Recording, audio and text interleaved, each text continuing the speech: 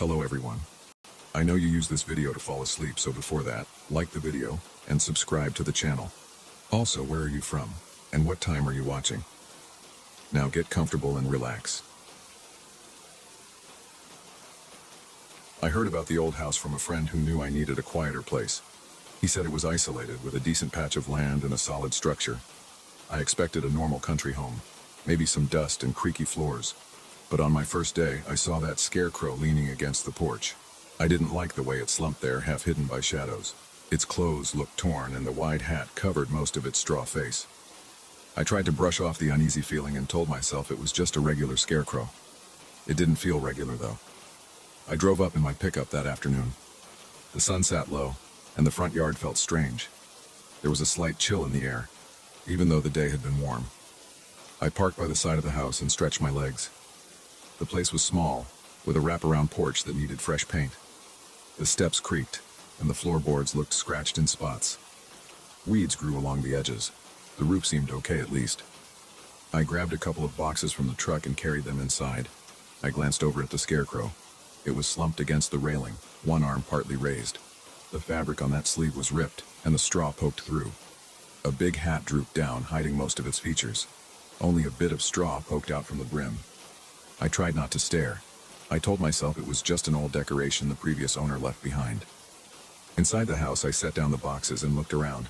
The living room had an old fireplace. The walls needed a fresh coat of paint. There was a faint smell of dust and mildew. I looked out the window toward the porch. I saw the shape of that scarecrow. It made me uneasy, but I wasn't sure why. I told myself to stop being dramatic. It was just straw and cloth. Over the next few hours, I hauled more boxes inside. I arranged some furniture. My back started to ache. By sundown, I was sweating and tired. That first evening, I considered dragging the scarecrow off the porch and tossing it somewhere else, but I didn't have the energy. I thought I'd leave it for the next day. The sun dipped behind the trees, and I flipped on a single lamp in the living room. It glowed weakly, but it was enough to see what I was doing. I decided to call it a night. I made a quick sandwich in the tiny kitchen and ate standing up. The counters were old with chipped tiles. A draft pushed through the window frame. I heard the wind rustle outside.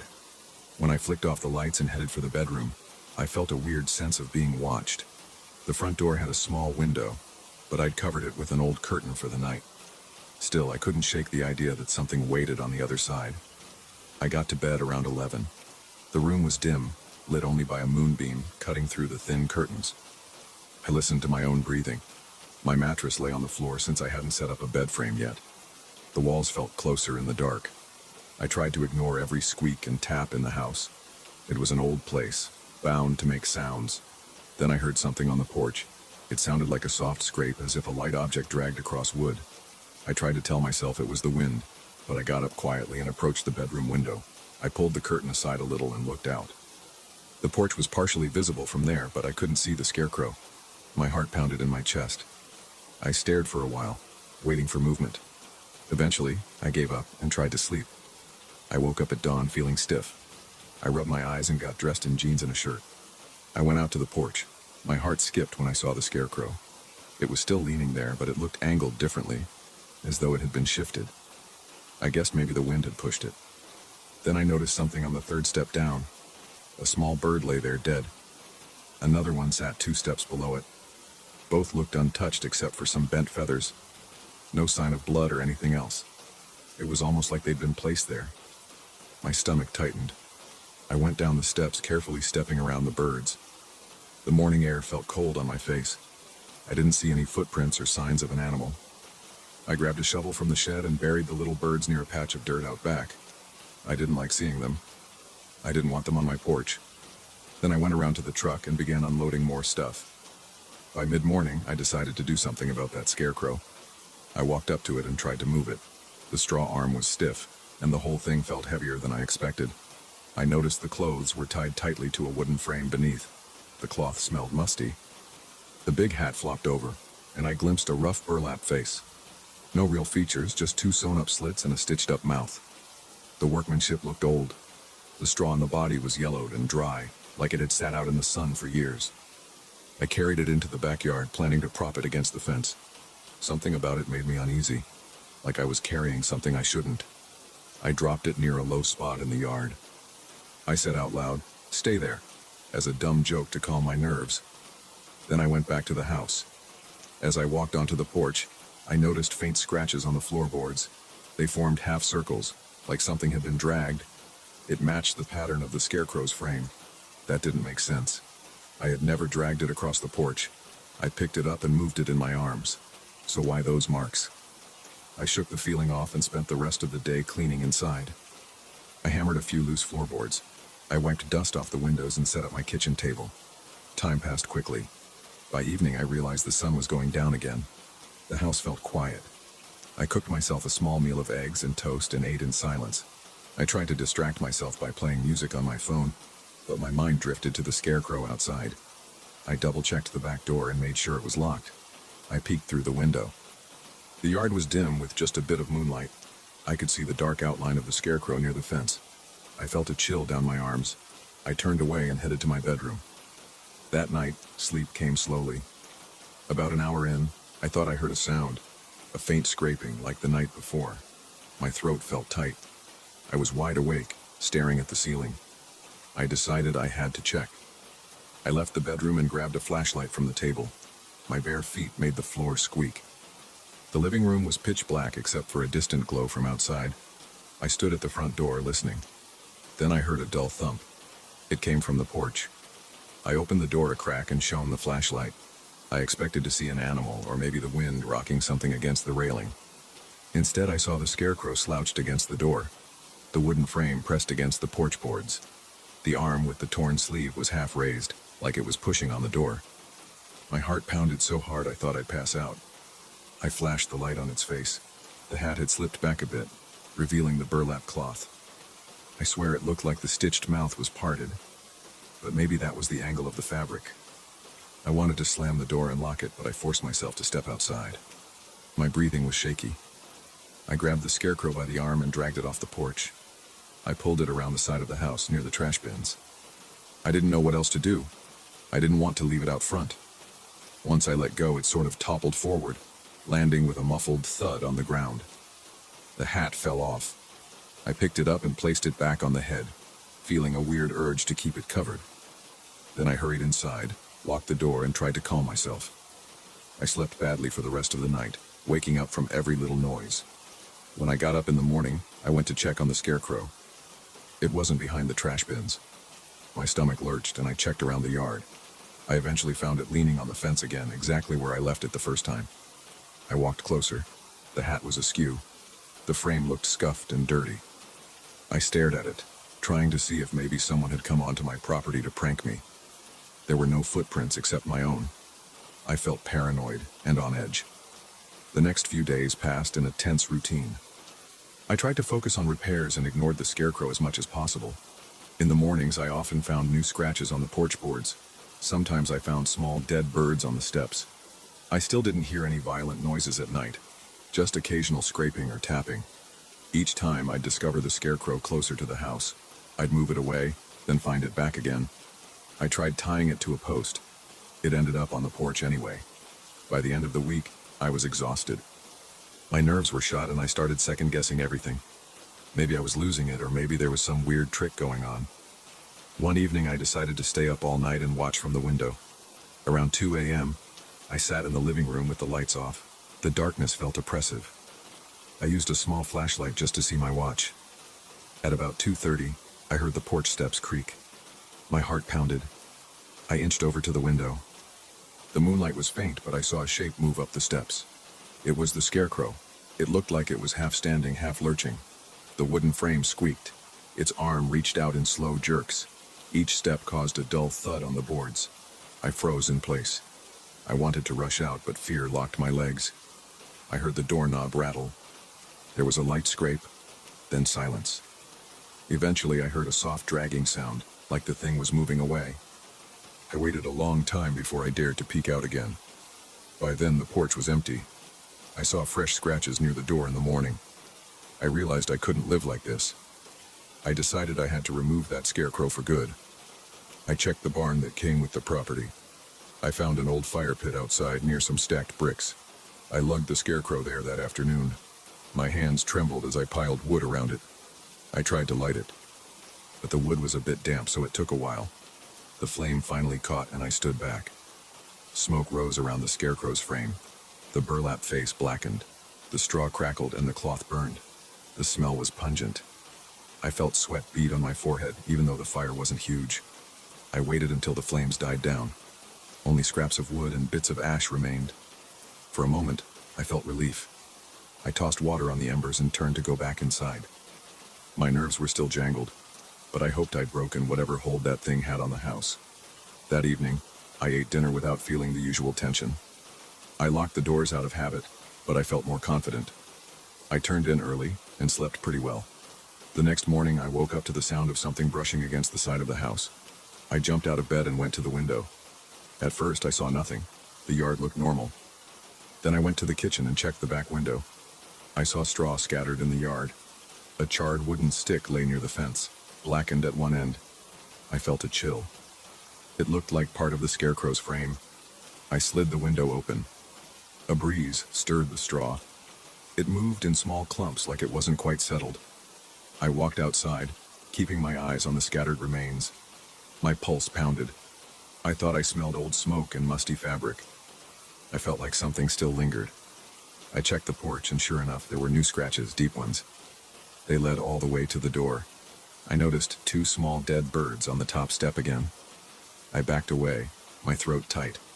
I felt cornered. I decided enough was enough. If destroying it by fire didn't work, I needed to leave. I threw my clothes into a suitcase.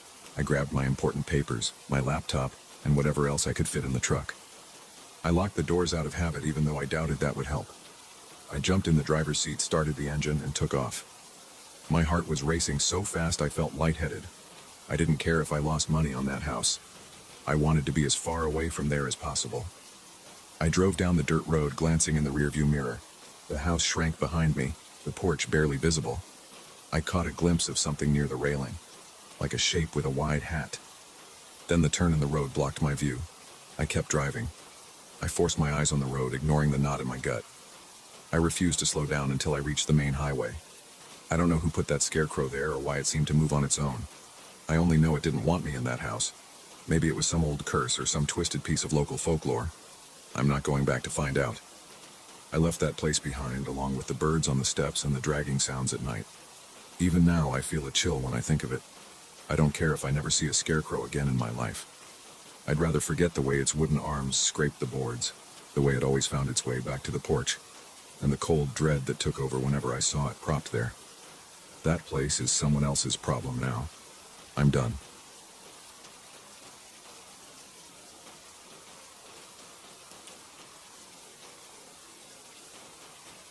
I walked into the lobby with my clipboard in hand, ready to assess the place. The manager had warned me about the attic, but he didn't explain why. He just said something about strange noises and old junk. I'm used to old junk. Most of my projects involve peeling paint, sagging floors, and leaky roofs. I didn't expect laughter. And I definitely didn't expect to see those masks. I climbed the stairs to the top floor.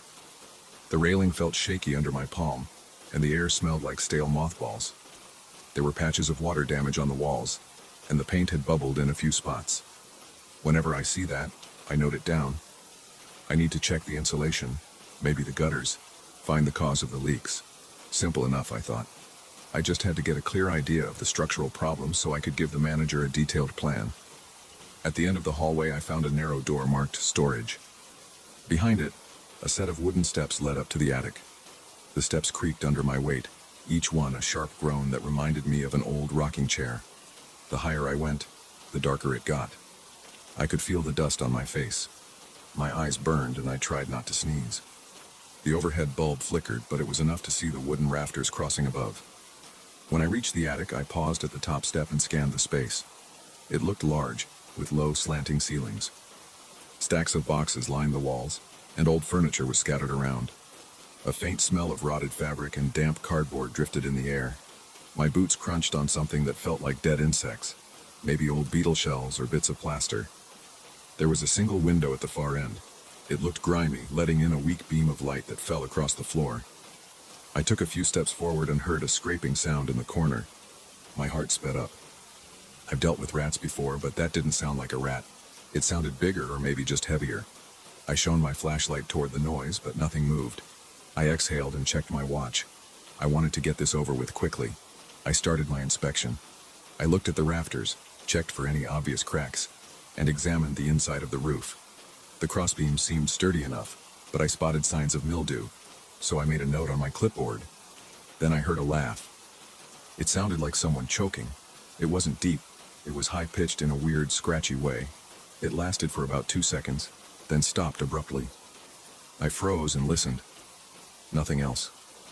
I waited a few more seconds. My flashlight pointed toward the far side of the attic. Then I heard another laugh. It came from somewhere to my left this time, behind a pile of stacked chairs. I wanted to call out, but I also felt uneasy.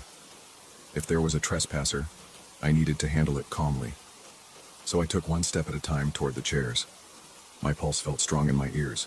I reached the chairs and moved them aside, trying to avoid the big cobwebs. I found no one behind them. The dust in the air made it hard to see much. I stepped around an old table and aimed my flashlight at the next corner. The laughter started up again, this time from behind me. I spun around, and my flashlight beam wobbled across the floor and a stack of crates. I didn't see anyone. I told myself it must be the wind or some old pipe. Buildings can make strange noises, especially when they're as neglected as this one. So I decided to ignore it and keep checking the structure. I walked further toward the rear of the attic. The gloom thickened and the light from the lone window faded. I found a row of dusty shelves on the back wall. On those shelves, I saw something strange, a few old masks hanging by nails. There were 4 of them, each shaped like a face twisted into an exaggerated expression. One had bulging eyes and a gaping mouth, another had a crooked grin, the third had sunken cheeks and a frown, and the last one had wide, round eye holes that almost looked surprised. They looked handmade, like someone had molded them out of plaster or some kind of clay. The paint was chipped, and the edges were cracked. I stepped closer and felt a cold draft on my neck. My eyes watered from the dust, but I couldn't look away from the masks. Each one had tiny holes for the eyes and nose, and I swore I saw movement inside those holes. My flashlight was steady, but I could have sworn the shadows around the eyes twitched, like something living was inside. I exhaled and blinked a few times. I tapped one mask lightly with my flashlight. It swung a bit, then settled back. No movement, just dust. I told myself I was imagining things. I turned around to go back to the main area, and something tugged the bottom of my pant leg. It felt like a small hand or a claw. It wasn't a snag on a loose nail. It was an actual pull, a yank that made me stumble half a step. My throat tightened. I aimed my flashlight down at my legs, but there was nothing there, just the dusty floor and my own boots. I stood still for several seconds. My breath held, and listened. The attic was quiet. I felt sweat on my forehead. I decided to ignore it and pressed on with my inspection. But my hands were shaky now. I checked a few more rafters near the back, noted the signs of moisture damage, and stepped around some large boxes. Then I felt the tug again. This time it was weaker, like a playful tug. I jerked my leg away and spun around, shining my flashlight in a wide arc. I caught a glimpse of something near the wall. It flickered in the light, then disappeared behind a trunk. It looked like a faint outline of a shape, but I couldn't be sure. My heart was hammering. I felt a chill in my chest. I wanted to get out of there, but I also knew I needed to finish my work. I forced myself to walk over to that trunk. I lifted the lid with one hand, flashlight in the other. Inside I found old documents, a few torn curtains, and some random junk. Nothing unusual. I closed the trunk. Then I heard a scraping sound from behind me. It was that same laugh, but now it was broken up, like 2 or 3 voices overlapping. It ended with a heavy breath, almost like a sigh. I called out, "Who's there?" But no one answered. I walked back toward the masks. My shoes left footprints in the thick layer of dust. I saw my footprints crossing over themselves from before, but there were other marks too.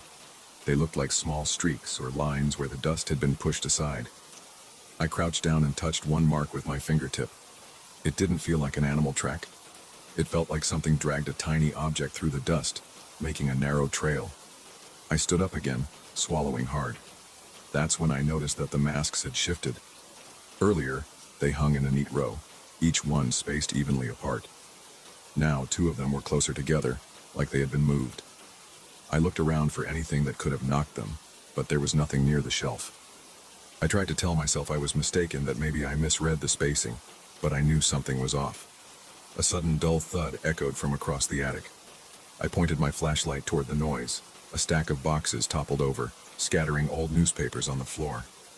The newspaper slid in my direction, carried by a faint breeze. I smelled something stale in the air, like wet cardboard and rancid glue. My hand shook a little as I walked over to the boxes, stepping carefully around the scattered papers. There was nothing behind them but the wall, and I saw no holes or vents. I couldn't figure out where the breeze came from. I remember my chest tightening at that point. My scalp prickled. My ears felt warm. I decided to wrap up as fast as possible. I looked at the rafters one more time, then started to head back. But the pull on my pant leg came again. It was insistent now, almost like it wanted me to stay. I kicked my foot out and said, "Stop!" My voice came out louder than I expected. I stood still, breathing hard. Then the laughter started up again, this time to my left and right at the same moment, as though there were several of these things around me, hidden behind the furniture and boxes. I made a run for the attic door. My flashlight beam bobbed up and down, and I felt the dusty floor giving way under me slightly. The boards creaked. It felt like something was behind me, but I didn't look back. I just kept going until I reached the stairs. The door was still open. I almost tripped on the top step in my hurry. I clattered down the wooden steps. The flickering light bulb above barely lit the way. When I got to the hallway, I let out a shaky breath. My hands felt clammy. My shirt stuck to my back. I opened my clipboard, intending to jot something down about the roof issues, but my mind was racing. I needed a minute. Then I heard a soft scraping sound from the other side of the attic door. It sounded like nails scratching wood. I stared at that door, half expecting it to swing open on its own. I closed the door firmly and slid the latch in place. I walked down the hallway, each step quick. My breathing was unsteady. I wanted to get back to the manager's office and tell him I'd be back tomorrow with a plan. But when I reached the elevator, I paused. The building's old mechanical system hummed quietly. I could feel a slight vibration in the floor. I pressed the button, but the elevator took a while to arrive. Standing there, I felt an itch on the back of my neck, like someone was touching me again, though no one was there. When the elevator doors opened, I got in fast and punched the ground floor button. As the doors slid shut, I caught a glimpse of the end of the hallway. The attic door was still latched, but the overhead light flickered, and for a split second, I thought I saw a mask peeking around the corner. I might have imagined it. It was gone as quickly as it appeared, and the elevator door closed. On the ride down, I wiped my forehead with my sleeve. The building's interior groaned with the motion of the elevator shaft. I smelled that stale air again, or maybe it was my imagination. My arms felt heavy, and my shoulders were tense. I tapped my foot, counting the seconds until the doors would open again. Finally, the elevator reached the lobby. When I stepped out, the manager was waiting behind the reception desk. He asked, "Everything okay? You look a bit pale." I forced a small laugh and said I was fine, just dusty. He mentioned again that no one goes into the attic except me now, because it was part of our agreement. I told him I'd have a report soon. Then I walked out. Outside, I stood on the sidewalk and took a deep breath.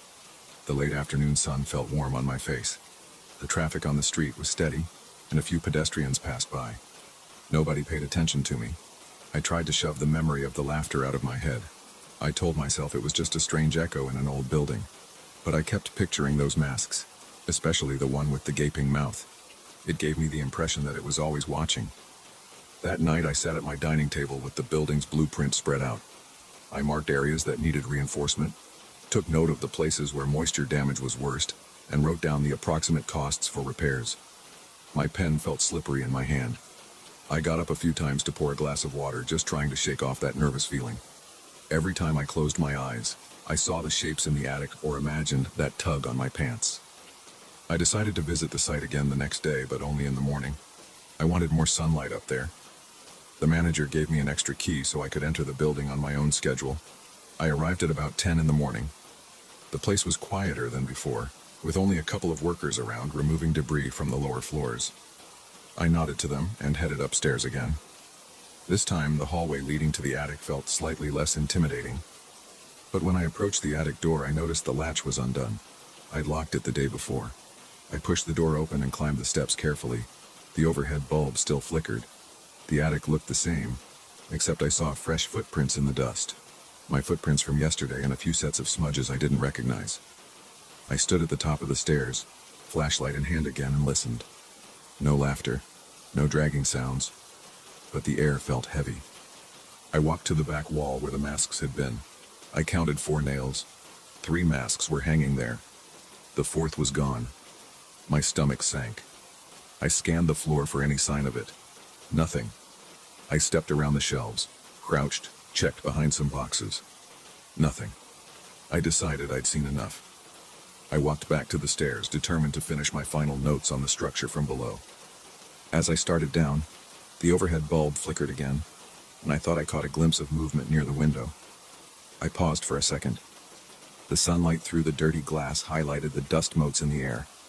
Then I heard a click, like a door latch snapping shut.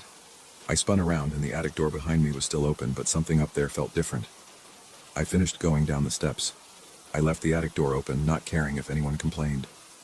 I heard one soft laugh behind me as I hurried back down the hallway, but I didn't stop to investigate. This time I didn't bother with the elevator. I jogged down the main staircase. My footsteps echoed in the stairwell, and each echo made me glance over my shoulder. Once I reached the lobby, I told the manager about the missing mask.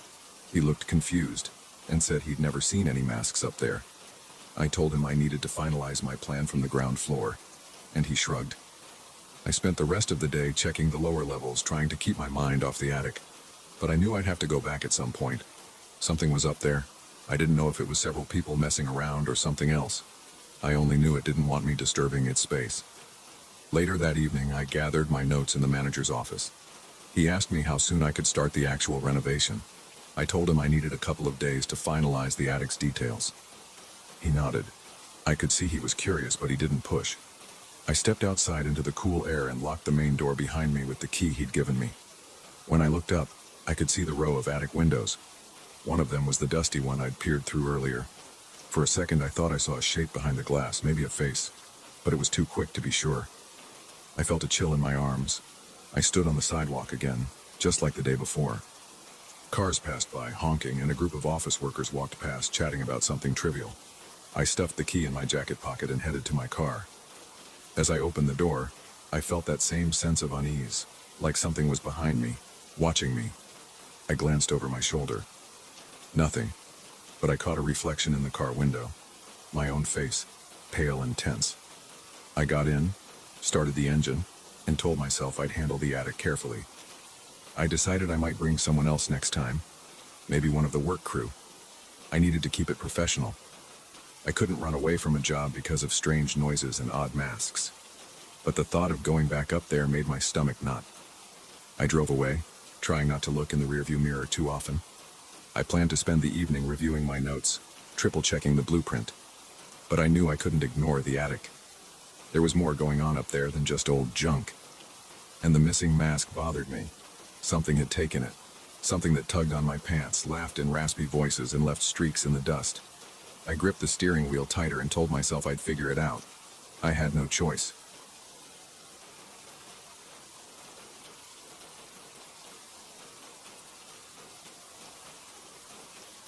I never thought I'd stumble on a hidden room in my own house.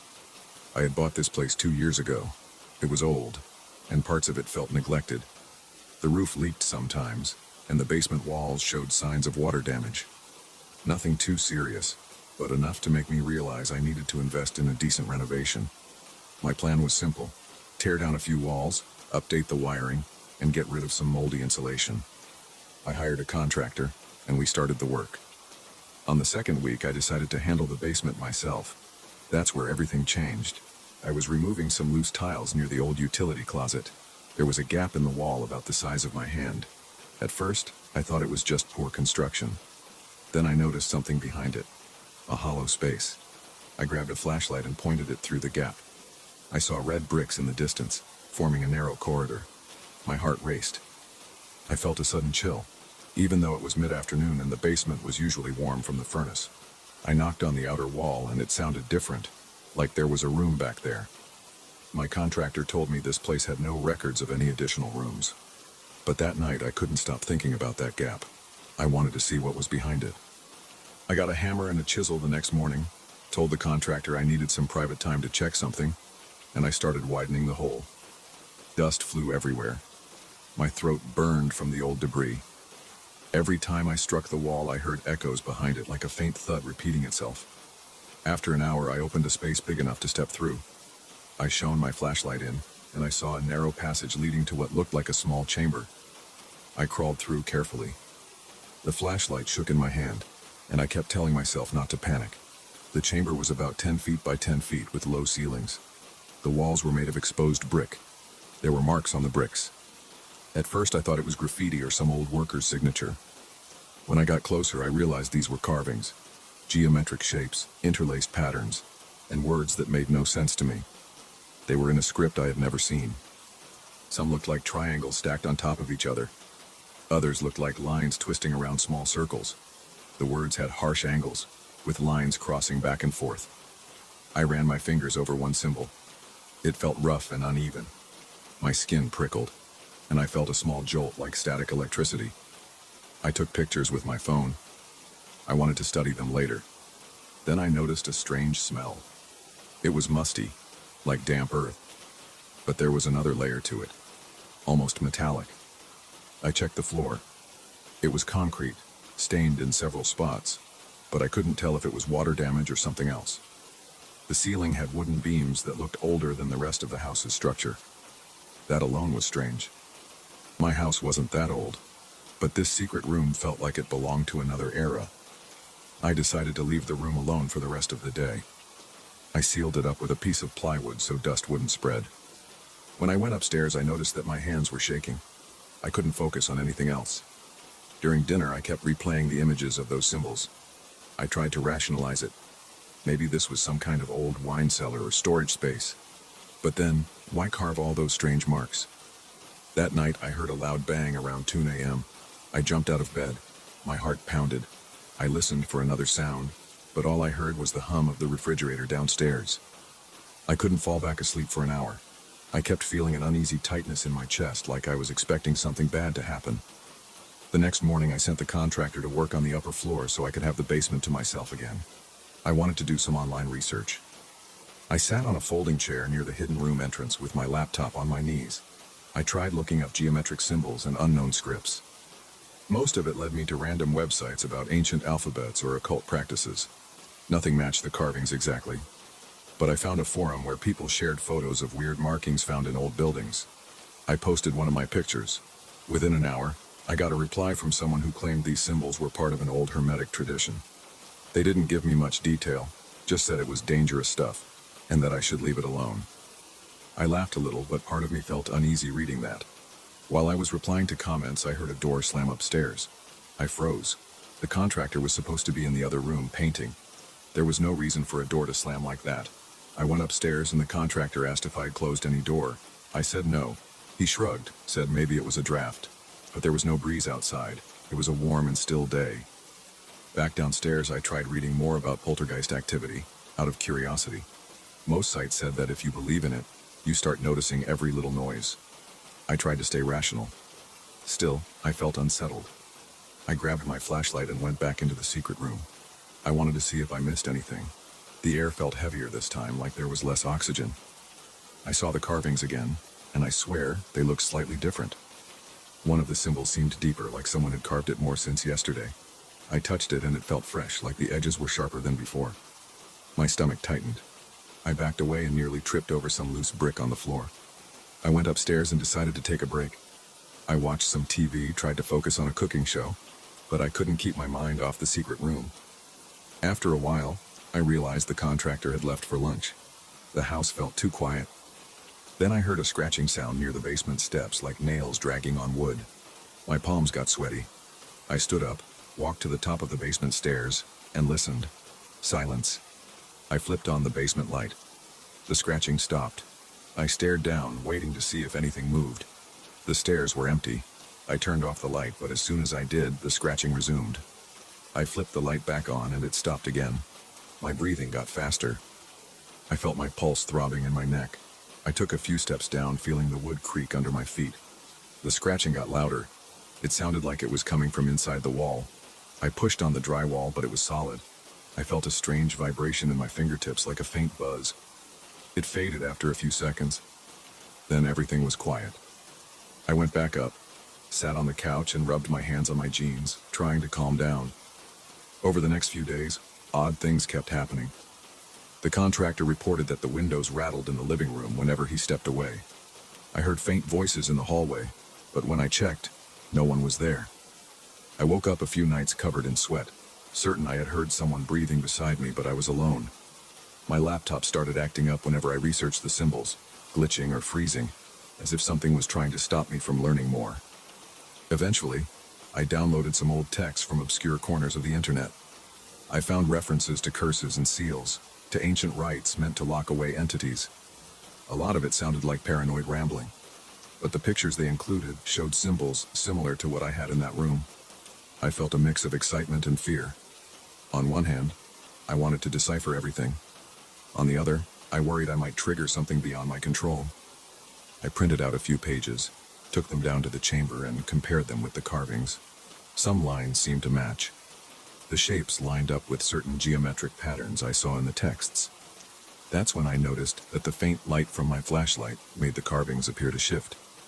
The lines almost seemed to ripple against the bricks. I blinked hard, trying to clear my vision.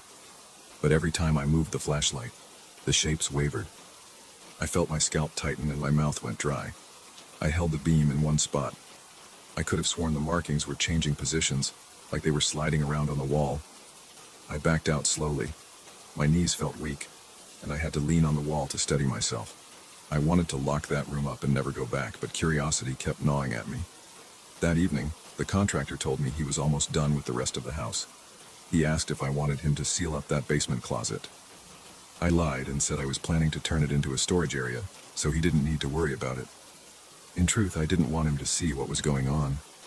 I was embarrassed, and I also felt protective of the secret. I felt drawn to that room, like I had to figure it out. 2 nights later, I found myself unable to sleep again. Around midnight, I went downstairs with a single lamp and my notes. The basement felt colder than usual. The lamp cast a weak glow, creating flickering shadows on the concrete floor. As I approached the secret entrance, I noticed a soft vibration in the air, like a low hum. I stepped inside the chamber, set the lamp on the floor, and crouched near the wall to examine the carvings. I tried to match them with the printouts. When I traced my finger along one line, I felt a slight movement in the brick itself. I jerked my hand back. My heartbeat pounded in my ears. The humming grew louder. I turned to leave, but something caught my eye. One of the symbols glowed faintly. It was a dull red, like a dying ember. I leaned in, my hand shaking. I wanted to confirm I wasn't imagining it. It pulsed just once, then it faded. I ran out of the room, nearly knocking over the lamp. My chest heaved when I reached the top of the stairs. My arms were tingling. My mind raced with questions. I tried to calm myself by gripping the edge of the kitchen counter. I told myself I was tired, that my eyes were playing tricks on me. I forced myself to drink some water and breathe slowly. But I couldn't convince myself nothing was happening. I knew it was real. The next day, I woke up feeling drained. My head throbbed. I considered calling someone to check out the room, maybe a local historian or an architect, but I had a strong sense of caution. If these carvings were part of some old practice meant to keep something sealed, maybe I shouldn't bring in outsiders. I decided to keep researching on my own. As I got deeper into those texts, I found repeated warnings. People wrote about symbols that acted as locks, about places where energy gathered and manifested. They said that once you disturb these places, the seal weakens. The descriptions matched the kind of activity I was experiencing: doors slamming, objects moving, voices that weren't there. My stomach twisted when I realized I might be slowly weakening whatever barrier was in that chamber. I tried to rationalize again. But that night, the poltergeist-like events escalated. My bedroom door slammed 3 times in quick succession while I was brushing my teeth. The shower faucet turned on by itself, spraying cold water. I felt my hair stand on end as I approached it to shut it off. The air smelled stale, like old basement dust. I dried my hands and walked into the hallway, and I heard a faint whisper behind me. My nerves were shot. I just wanted peace. I went down to the secret room one last time. I carried a heavy-duty flashlight and a stack of boards. My plan was to block off the passage for good. I stood in front of the carvings, shining my light on them. They looked more pronounced, like the lines had been cut deeper into the brick. The humming started again, and the floor felt like it was vibrating under my shoes. My eyes watered. I felt a strong urge to read every word on that wall, to understand it fully. Part of me wanted to place my hand on the largest symbol and see if it would respond to my touch again, but a stronger sense of fear made me hesitate. I thought about the slamming doors, the voices, the feeling that I was never alone anymore. I didn't want this to continue. I backed away, never taking my eyes off the carvings. Then I started placing boards over the gap. I hammered nails, sealing up the passage. Each swing of the hammer felt like it took more effort than usual, like the air was thicker. When the last board was in place, the humming quieted. I could still feel a slight vibration in my ears, like the aftermath of standing near a loudspeaker. I left the basement, turning off the lights behind me, and locked the door at the top of the stairs. It's been a week since then. I haven't heard any doors slam. The windows are steady. I still feel uneasy, and I occasionally catch myself glancing at the basement door. Sometimes I hear a faint tapping down there, but it stops when I get too close. I haven't opened the sealed room. My contractor finished his work and left. The renovations are basically done except for that one hidden space. I'm torn between wanting to forget it ever existed and feeling a pull to uncover more. But I can't deny that things calmed down after I boarded it up. So, for now, I'm leaving it alone. I keep my research hidden away. I don't talk about it with friends. If I sense something stirring, I go outside until it passes. The house feels like mine again, mostly. I don't know what's behind those carvings or where they came from, but after experiencing the doors slamming, the windows shaking, and the voices echoing at night, I'm convinced there's something in that chamber that isn't meant to be disturbed. I've learned my lesson. Sometimes it's better to leave old secrets buried and sealed.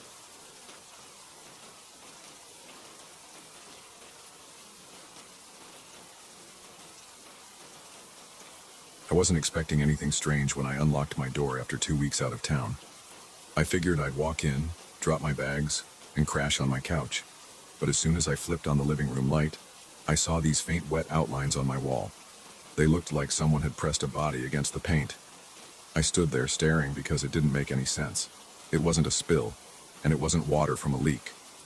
It had a human shape, almost like a person had leaned there, arms at the sides. I checked the ceiling for a burst pipe or something. Everything looked normal. The outline was just there, a little darker than the rest of the wall, and kind of glossy when I moved closer. I put my bags down and touched it with my fingertips. My hand came away damp, almost slimy. I wiped my fingers on a paper towel. That's when I noticed more of those outlines near the baseboard, kind of stretched out on the floor. It was like someone had lain down in a fetal position. It spooked me, but I tried to convince myself it was just some weird condensation, or maybe a prank by the neighbor with a sense of humor. It felt wrong, though. The shapes were too precise. I pulled out some cleaning wipes and tried to scrub one of the spots on the floor. The moisture smeared around, but didn't completely go away. I pressed harder and eventually it seemed to fade a bit. I spent the next half hour going around my living room, wiping down each shape I could find. They weren't all the same size or pose. One looked like it had bent knees. Another looked like it had an arm stretched up, almost as if waving. When I was done, I was irritated, tired, and confused, but I didn't feel like dealing with anymore. I just wanted to take a shower and forget about it. That night, I lay in bed scrolling through my phone, trying to distract myself. I thought about calling a friend or my landlord, but I didn't have the energy. Instead, I told myself I'd call an inspector in the morning. I turned off the lights, closed my eyes, and tried to fall asleep.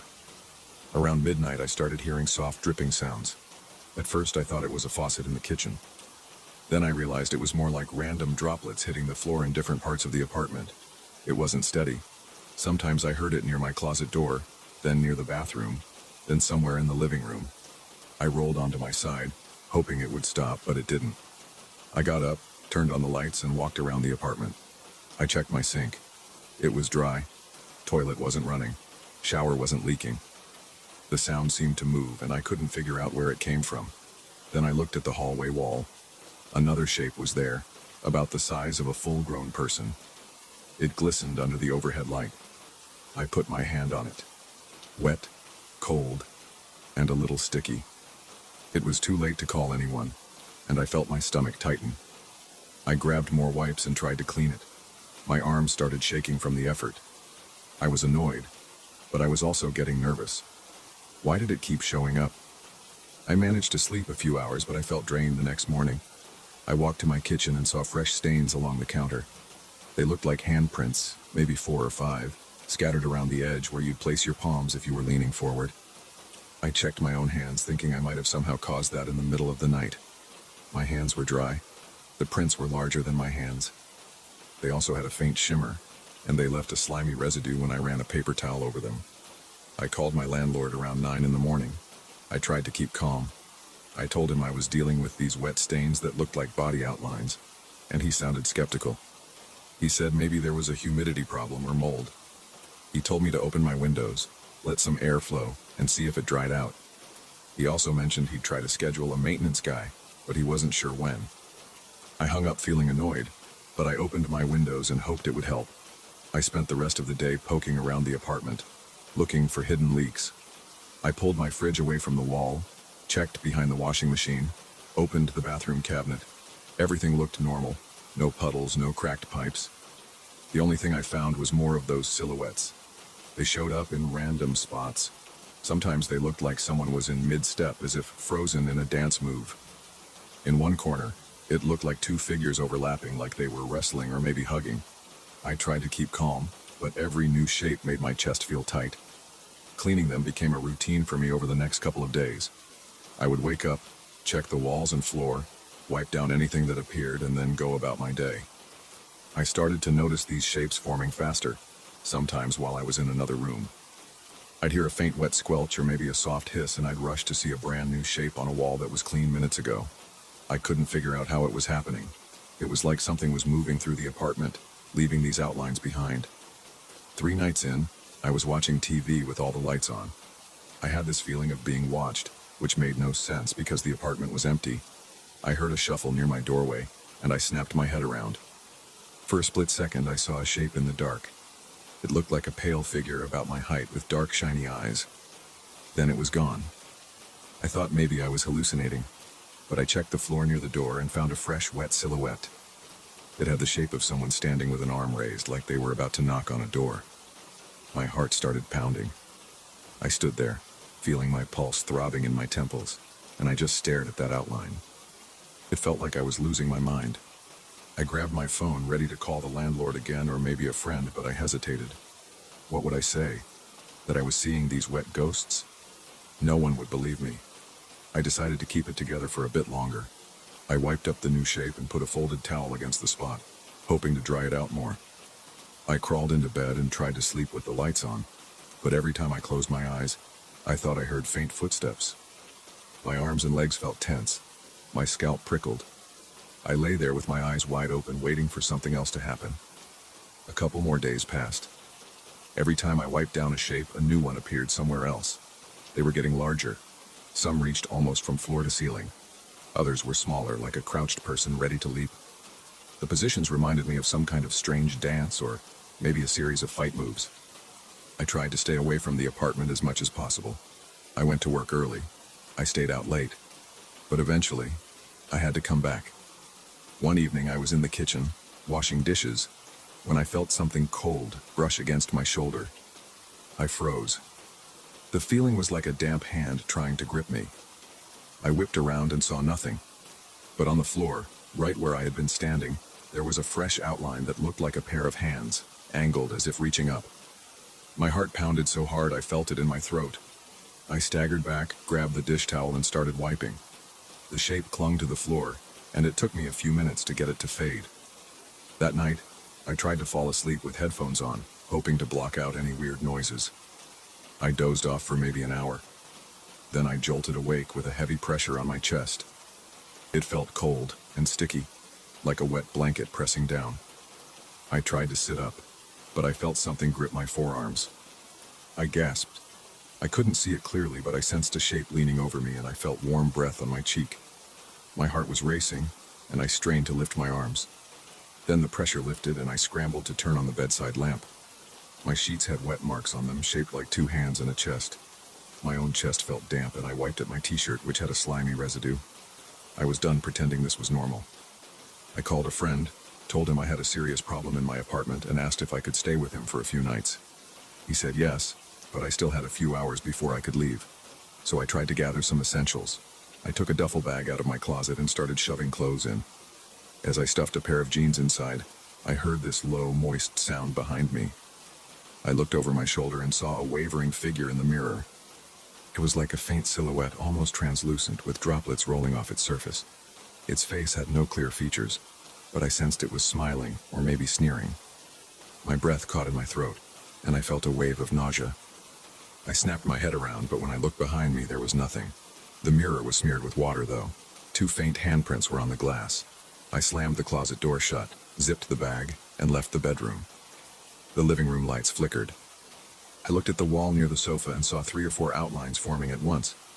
They were large, overlapping shapes, as if multiple figures were spinning around, arms and legs extended. The walls glistened.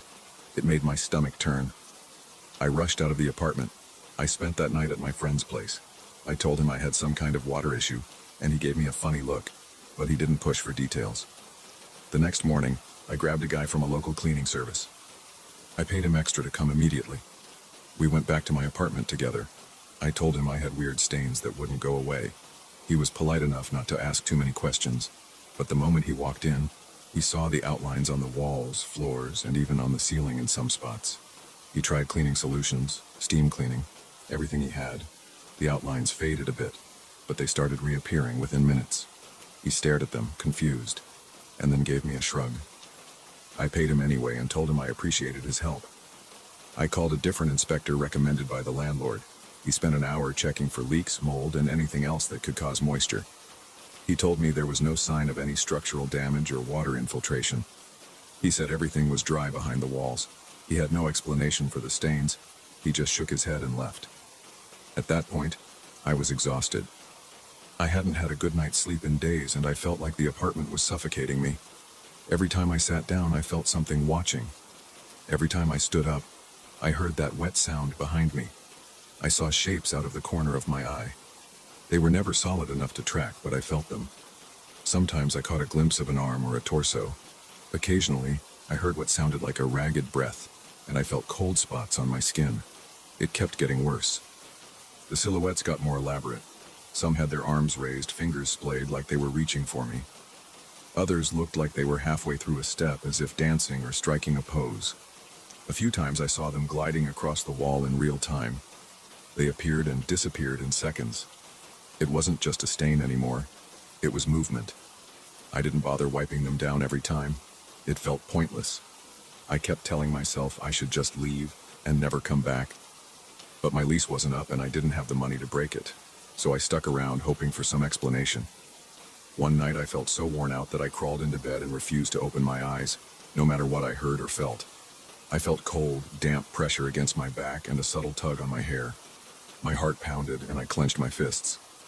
Then I heard a low, muffled laugh. It was close to my ear, like someone was right beside me.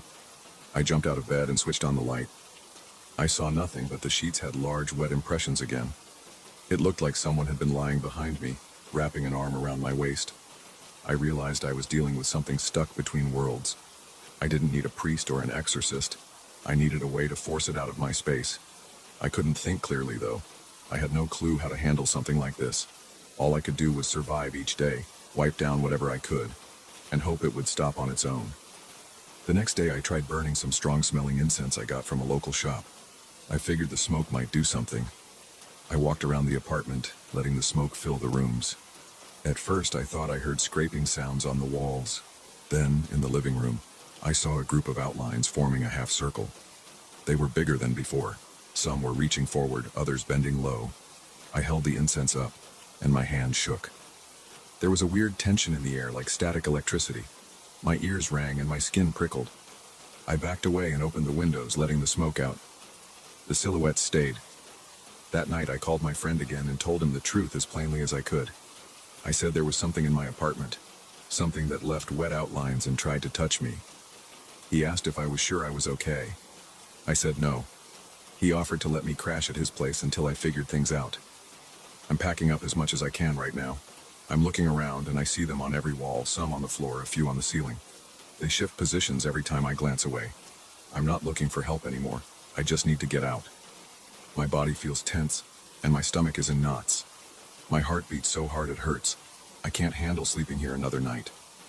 I have the sense that if I stay, these figures will start touching me more and more, and maybe I won't be able to fight it off next time. I don't care if I have to pay rent on a place I won't use. I have no choice. I'm leaving this place tonight, and I'm not coming back alone.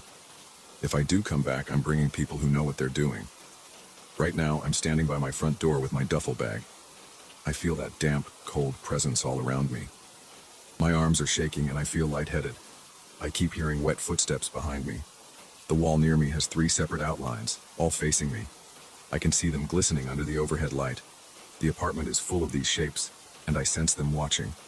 I'm done. I'm walking out. I'm locking the door, and I'm not stepping back in here by myself.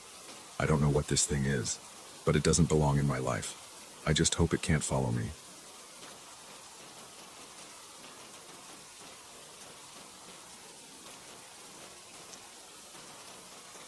I walked onto that property for the first time on a windy afternoon.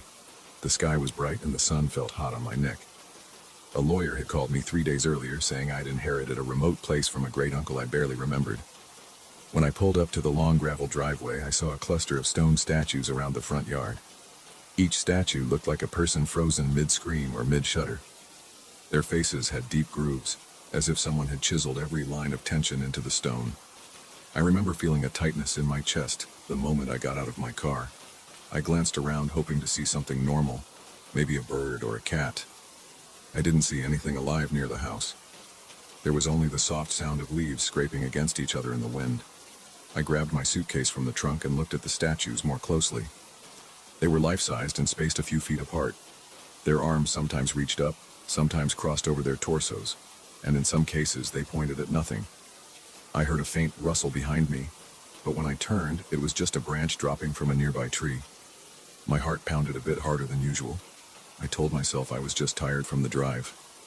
I walked up the porch steps and tried the key the lawyer sent me. The lock stuck for a second, but it opened on my second attempt and the door let out a long creak. Inside, the air felt stale, like no one had opened the windows in months. The entrance led into a narrow hallway with old wallpaper that peeled at the edges. At the end of the hallway there was a living room with a worn rug and a few pieces of heavy furniture. A layer of dust coated every surface. I set my suitcase down by the couch and walked through the house, opening windows to get some fresh air. The floorboards groaned under my weight, and each sound made my heart jump. I felt like someone was watching from behind every corner, but each time I turned around I only saw empty hallways and dusty walls. I found the kitchen in the back. It was small and had outdated appliances. A single window faced the garden, where more statues stood in a haphazard row. They were all turned toward the back of the house, as if they'd been placed there to stare inside. I couldn't see their expressions clearly from that angle, but I didn't like the idea of them looking at me while I cooked. I thought about grabbing a sheet or something to cover the window, but it was broad daylight and I felt silly letting these stone figures intimidate me. The first night I slept in one of the upstairs bedrooms, the one with a clean mattress. I kept the door locked even though it felt unnecessary. The house was mine, but it still felt unfamiliar. The wind outside picked up and tree branches tapped against the windows. I couldn't sleep right away. My mind kept drifting to those statues. I wondered who had placed them there.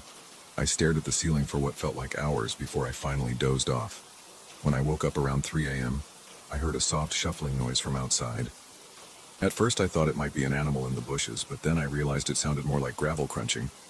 I forced myself to sit up and look out the window. The garden lay in darkness except for a faint moonlight. The statues were just silhouettes, but I noticed that one of them looked closer to the house than before. I couldn't be sure. I convinced myself it was just my imagination and tried to go back to sleep. My body felt stiff, and my heart thumped too fast. I stayed awake until dawn, listening to every little creak and whisper of wind. In the morning I went outside to check the statues. I walked through the garden, stepping over weeds and loose stones. Each sculpture towered in front of me, about the size of an adult. Their eyes were empty holes or shallow indentations. I realized I could see more detail in the daylight. Some of them had cracks around the shoulders or at the base. But I swear the one nearest to the back entrance was about 2 feet closer to the house than I remembered from yesterday. I didn't have any proof, but the footprints in the dirt looked fresh. There were odd marks, like something heavy had dragged across the ground. I touched one statue's arm. It felt cold, coarse and unmoving, just normal stone. My skin prickled anyway. I stepped back, looked around to make sure I was alone, and headed back inside. I found the documents my great-uncle left in a small office on the ground floor. The room smelled of mold, and the shelves were cluttered with old folders and yellowed papers. After sifting through a dozen stacks, I came across a thick binder labeled Property Records in shaky handwriting. Inside, I discovered references to the Chakara's history. The notes were a mix of official deeds and personal entries. One page described how previous owners collected these stone figures and placed them throughout the property. Another entry, written in a different pen, mentioned rumors that the statues had once been real people. The handwriting was difficult to read, but I made out words like echo, conscious, and trapped. I felt a chill run down my back as I read this. My mouth went dry and my hands started to sweat. I shut the binder and shoved it aside. I had no intention of scaring myself with old legends. The rest of that day I tried to tidy up the house. I vacuumed a few rooms and wiped the dust off the kitchen counter. Every so often I glanced out the windows. The statues didn't move while I watched, but I never felt at ease. The wind outside created a low moaning sound when it passed through gaps in the shutters. I jumped at every scrape of a branch or groan of a floorboard. That second night I decided to stay up late in the living room. I turned on a lamp, set it on an end table, and positioned myself near a window that overlooked the front yard. I wanted to see if anything moved. Around midnight, the wind died down, and the air went unnaturally still. I heard a faint whisper, like someone breathing near my ear. I jerked my head around, but no one was there. My arms and legs tensed up, and the hair on the back of my neck stood on end. The lamp flickered once, then stayed on. Through the window, I caught a glimpse of a silhouette shifting in the garden. It was one of the statues, definitely in a different spot than it was during the day. It looked like it had turned toward the house, and its arms were lifted higher. I couldn't figure out how that happened. My rational mind said there had to be a trick here, some movement of shadows. But my gut told me something else. I felt lightheaded. My palms were slick with sweat. I wanted to go to bed, but I stayed put, breathing fast, refusing to blink for long periods. Sometime around 2 a.m, I must have dozed off on the couch. When I opened my eyes, the lamp was off, and the moonlight shone into the room. My heartbeat pounded in my ears. I heard slow scraping along the front porch. I pulled myself up, my legs shaking, and looked out the window. 2 statues stood right at the edge of the porch, facing the front door. I pulled back, trying not to scream. My throat felt tight, and I couldn't form words. I quietly moved away from the window and tried to think. The door was locked, but that didn't feel like much comfort. My mind raced. I grabbed a flashlight and crept upstairs to my bedroom. I locked myself in and sat against the door for the rest of the night. By morning, my back hurt and my eyes felt gritty from lack of sleep. I forced myself to go outside and check again. The statues were back out in the yard, arranged the way they'd been on my first day here. I circled the property, searching for footprints or drag marks. I found a few strange trails in the dirt and some scuffed patches of grass. It looked like something heavy had indeed moved. I looked at the statues' faces again, taking in each tortured expression. My stomach twisted, and I felt a wave of nausea. It made no sense, but the evidence was right there. These figures weren't staying put. I remembered the documents I had found, the ones mentioning echoes. I went back to the office. I wanted more details, but I felt a knot in my throat as I read through the pages. One note mentioned that the reflections of people who spent too much time on the property could get absorbed. It warned that if a person saw their own reflection near a statue at exactly the wrong time, they might vanish. I slammed the binder shut when I read that. My chest tightened and sweat trickled down my temples. I kept telling myself it was some old absurd legend. Over the next few days, I started noticing more unsettling things. Sometimes when I walked by a mirror or a window, I caught a glimpse of movement behind me. Other times I heard faint muttering late at night, like multiple voices speaking in low, urgent tones. I never understood any words. The fear in my stomach felt like a constant knot. I paced around the house, double-checking locks and peering out windows. The statues seemed to come closer every night, then return to their original positions by sunrise. One evening, while pacing in the hallway, I knocked over a dusty mirror. It cracked on one side but didn't shatter completely. I caught a brief glimpse of my own reflection. It looked pale, exhausted, and wide-eyed. I felt my heart skip a beat when I thought I saw another shape behind me. I turned around quickly. Nothing was there, but the hair on my arm stood up. I dragged that mirror into the office and covered it with an old sheet. I didn't want to risk seeing anything else. A few nights after that, I woke to a scraping sound against the window next to my bed. My body tensed. I reached for a flashlight on the nightstand and slowly got up. My hand shook as I pulled back the curtain an inch. A statue's face was pressed close to the glass, as if it was peering in. Its stone eyes looked hollow, but the mouth seemed to open wider than before. I let the curtain drop and stumbled back. My heart pounded so hard that I thought it might burst. I stood there breathing fast. I didn't know what to do. If I walked outside, I'd face these statues up close, but staying inside didn't feel any safer. I rushed downstairs and grabbed the binder again. I found a paragraph that described a ritual used by a previous owner. It talked about placing large sheets around the statues to block their line of sight. The text claimed that if the statues lost any visual link to a person, they stopped moving for a while. It wasn't a permanent solution, but it might buy time. That was all I needed. I found old tarps in the shed behind the house, along with rope and some stakes. Around noon the next day, I walked into the garden, stepping carefully between statues and draped tarps over the ones closest to the house. Their outlines were still visible, but I couldn't see those anguished faces or twisted postures. I tied the tarps down as best I could, ignoring the queasy feeling in my stomach. The air felt heavy and warm. Sweat dripped down my forehead, and I wiped it away with a rag. I stayed out there for almost an hour, covering as many statues as I could. I half expected them to move right in front of me, but they stayed still. That night I slept lightly. Every little noise set me on edge. I heard shifting somewhere outside, a kind of low drag across the porch. I gripped my bedsheet in my fists, heart hammering, and waited for the next sound. Minutes passed, and I heard nothing else. I allowed myself a small sigh of relief. The tarps had probably stopped them. I drifted off, but my dreams were filled with images of stone hands grabbing at me. In the early morning, I found that the tarps were mostly torn off. Pieces of fabric lay scattered across the lawn. The statues stood exactly where I'd left them, but now they were uncovered. Their faces were the same as before, though I sensed a slight change in their posture. One figure near the porch looked like it was leaning forward more than it had been. I swallowed hard and took a step back. I dropped the scraps of tarp and hurried inside. I knew I couldn't live like this. I needed a better plan. I moved through the house, packing my car with the few belongings I had. I decided to grab any important records and lock up the place. But when I went to the office, I saw something strange on the floor. The mirror I'd covered with a sheet had slid halfway out. The sheet was bunched up, and I could see my own face in the cracked glass. My reflection flickered in the uneven surface, and for a split second, I noticed a faint distortion, like a statue's face superimposed over mine. I gasped and stumbled backward. I slammed the office door shut. I left the house without looking back. As I approached my car, I felt dozens of eyes on me. I glanced once toward the garden and saw the statues lined up, turned in my direction. My hands shook as I opened the car door.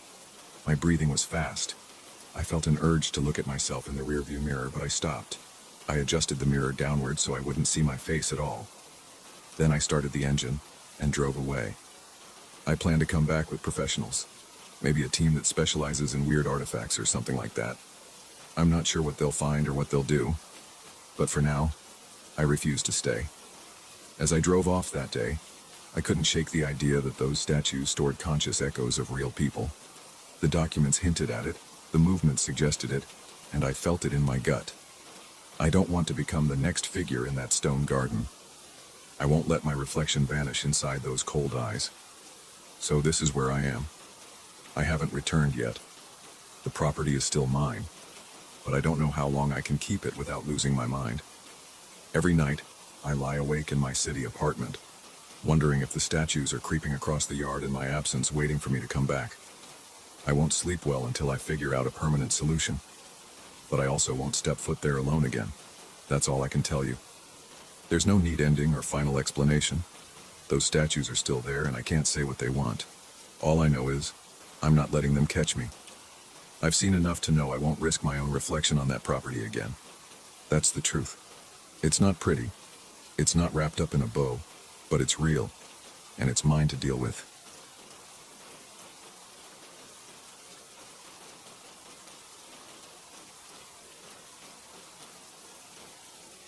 I first spotted that old train station on a rainy night. The place sat on the outskirts of town, near a stretch of abandoned industrial warehouses. The parking lot was cracked, and weeds grew through every gap in the concrete. Faded signs pointed in different directions, but I only noticed the tall structure of the station looming in the distance. I wasn't sure why I felt pulled to it, but I parked my car and walked across the broken asphalt anyway. The wind whipped around, carrying a stale smell of metal and damp earth. I saw no lights, no movement, nothing that hinted at any active use of the station. I expected it to be completely empty. Turns out I was wrong. I'm not usually the type of person who investigates strange places at night, but I couldn't help myself. The front door to the main building was halfway open, creaking on its old hinges. I stepped inside and saw a dim corridor lined with shattered tiles and a few broken benches. The walls were covered in peeling paint and graffiti.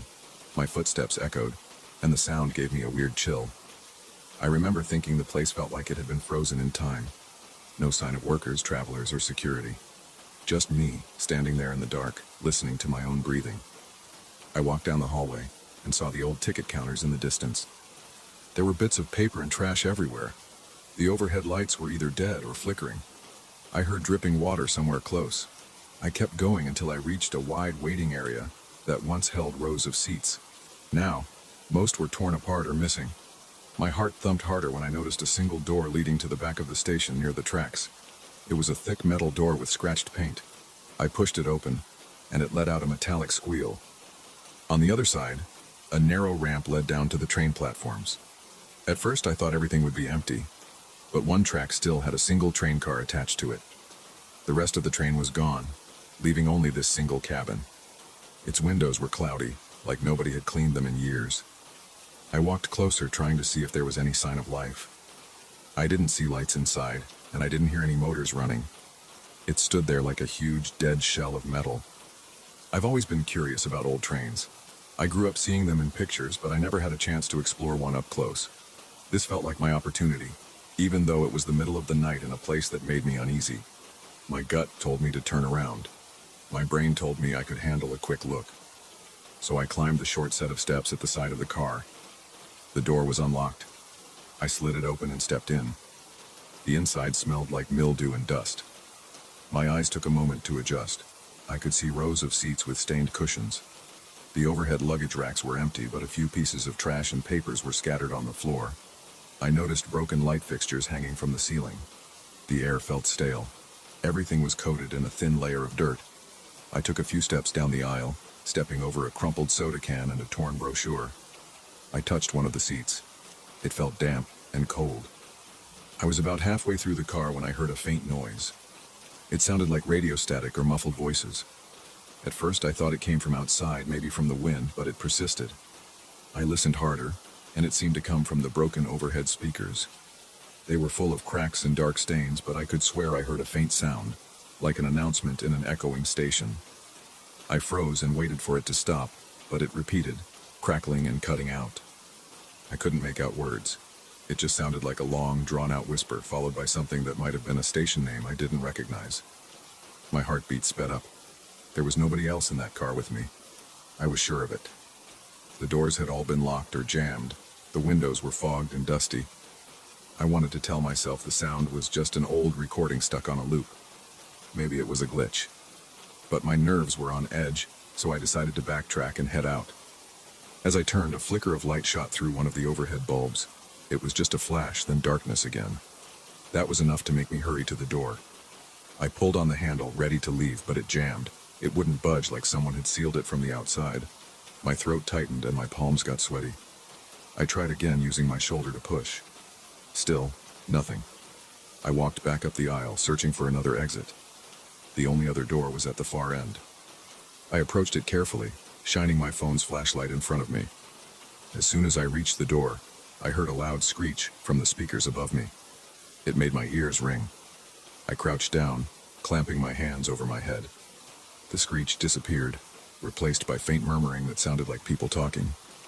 I couldn't make out the words, but it definitely sounded like a group. Then it cut off. Dead silence again. My heart was pounding so hard I could hear the rush of blood in my ears. I grabbed the handle of the second door. It opened about an inch, then slammed shut as if pulled by an invisible force. My hands were shaking, so I tried again, but it wouldn't give. By now, my shirt was soaked with sweat. The car felt hotter, or maybe I was just panicking. I stood in the aisle, swallowing hard, trying to think. The windows looked fragile, so I moved to one of them, intending to slide it open or break it if needed. I grabbed the latch, but it was rusted in place. No matter how I pulled, it wouldn't move. I tapped the glass with my phone, and it sounded thick, stronger than normal window panes. Something bumped the back of my shoulder. I spun around, shining my phone's light behind me. No one was there. The seatbacks lined up in neat rows. Nothing moved. I tried to calm down by taking slow breaths, but my mouth felt dry and I kept swallowing. I decided to walk up and down the aisle, searching each row of seats for something I could use as a tool or a weapon.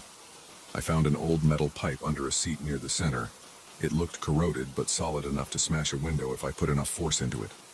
I walked to the nearest window and swung the pipe. The glass vibrated, but didn't break. I hit it again. It cracked slightly, but then I heard a weird humming from the ceiling. The lights flickered. The floor trembled beneath my feet like the car was moving on the track. My stomach lurched, and I staggered, grabbing a seat for balance. I peered outside, wiping a bit of grime off the window with my sleeve. The night outside looked strange. The lights from the station had shifted in position, as if we were pulling out of the platform. But that was impossible. The station was abandoned, and this car was alone. The vibrations intensified.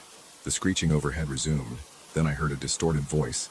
It said something like, "Next station," followed by static. I couldn't tell what station name it announced. My hands shook around the pipe, and I felt a wave of nausea. The entire train car lurched forward, and I stumbled into the wall. My phone dropped from my hand, clattering to the floor. When I picked it up, I noticed the time hadn't changed from when I first entered the station. The screen still read the same minute and hour, which sent a fresh jolt of fear through my chest. I looked around for an emergency exit or a lever to stop whatever was happening. I saw an old emergency brake handle near the door at the back of the car. I moved toward it, but the overhead lights flashed and a shadow crossed the aisle. It happened so fast that I only caught a glimpse of a shape. It looked like a person. My breath caught in my throat. I stepped toward the aisle, shining my phone's flashlight into the seats. There was nothing there, but I was sure I'd seen something move. I kept going toward the handle. My steps were shaky, and the rocking of the car made it hard to walk straight. I grabbed the handle and yanked down. It didn't move. I pulled harder, but it felt locked in place. Frustration built in my chest, and I tried once more with all my strength, but it wouldn't budge. Suddenly, the overhead lights blinked, and the corridor filled with a loud thumping noise. It sounded like heavy footsteps running through the aisle, but I couldn't see anyone. I turned in circles, pointing my phone in every direction. Nothing showed up in the beam of light, yet I felt the weight of each footstep vibrating through the floor. I started shouting, demanding to know who was there. Nobody answered. The thumping got louder, then stopped abruptly. My own breaths felt ragged and shallow. I forced myself to move forward, searching for another exit or maybe a hatch in the floor. The seats were all bolted down, but I spotted a narrow door near the corner, possibly leading to some electrical panel. I tried it, but it was locked. I banged the pipe against it, and the door dented slightly, but it didn't break open. My senses felt overloaded. The entire car swayed, and the windows rattled. The overhead speakers crackled again, announcing stations with muffled voices I couldn't understand. I could feel my pulse in my throat. My temples ached. A strong smell of burning wires seeped in, and I saw smoke drifting from one of the broken light fixtures. I coughed, waving my hand in front of my face to clear the air. My eyes watered, but I refused to stop. I had to keep looking for a way out. I reached the front of the car, near the operator's booth. The door to the booth was closed. I twisted the knob, and to my relief, it opened. Inside, I found a small panel with various dials and switches. The windshield at the front was so dirty I could barely see outside. I wiped a spot with my sleeve and saw darkness rushing by. It felt like the train was speeding through a tunnel. My head spun. I knew we couldn't be in a tunnel. The station was near open fields, but the view through the window showed walls on each side, as if we were underground. I ran my fingers across the controls. Most were rusted. A couple of switches moved when I touched them, but nothing happened. There was a small lever labeled power, so I tried pushing it down. The train's lights flickered, and the static from the speakers grew louder. I moved it back up, and the flickering stopped. My heart was pounding against my ribcage. My stomach felt hollow. I wanted to find a brake or something similar. I only saw an unlabeled red switch near the bottom of the panel. I flipped it, and a loud hiss came from under the floor. The car jolted, and for a second, I thought it might come to a stop. Then it lurched again, throwing me against the operator's chair. I crawled back out into the aisle. My knees felt weak, and I used one of the seat backs to pull myself up. The overhead lights had dimmed, giving everything a dirty yellow glow. Shadows seemed to flicker at the edges of my vision. I kept hearing those muffled voices through the speakers. I held the pipe tightly, moving toward the rear of the car again. My goal was to try the emergency door once more. Maybe it had unlocked. As I inched down the aisle, I noticed movement in the seats. I raised my phone's light. A figure sat there, facing away from me. It wore dark clothing, but I couldn't see the face. My throat went dry, and I almost dropped the pipe. I called out, but the figure didn't respond. I stepped closer, sweat rolling down my back. I tried to see if it was an actual person or a shadow. My phone's light illuminated part of the seat, but the figure was gone. The seat was empty. It felt like my mind was playing tricks on me, but I was sure I had seen something there. I hurried to the rear door. I put my hand on the handle. It turned, and the door opened. My chest flooded with relief. I stepped through and found myself in a small space that connected to the next car, but there was no next car. Outside, I saw absolute darkness. No track, no platform, no lights. Just a void. The wind whipped through, cold and sharp. The train was definitely moving. I shut the door, not wanting to fall into that emptiness. When I turned around to go back into the car, the door behind me slammed shut and locked from the inside. I rattled the handle, cursing under my breath, but it wouldn't open again. I felt stuck in that small space with the wind howling through the crack at the edge of the door leading outside. My heart pounded, and my mouth tasted bitter. I had to make a decision. Either stand there, waiting for something else to happen, or move back in. Suddenly, the lights inside the car blinked off. I was left with the glow from my phone. I could barely see past the window in the door.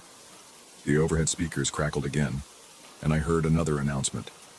It sounded like a final stop. My gut twisted, and my breathing sped up. If this was the final stop, I wanted off. I just needed to find a safe way out without jumping into the darkness. I banged on the door, demanding that it open. I used the metal pipe to pry at the edges. Finally, the latch clicked, and I managed to push it open. I stumbled back into the main car. The seats were now illuminated by a faint green glow from the emergency lights that had switched on. I noticed something odd.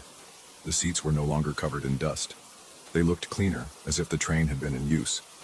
My head spun. I walked down the aisle again, checking each row.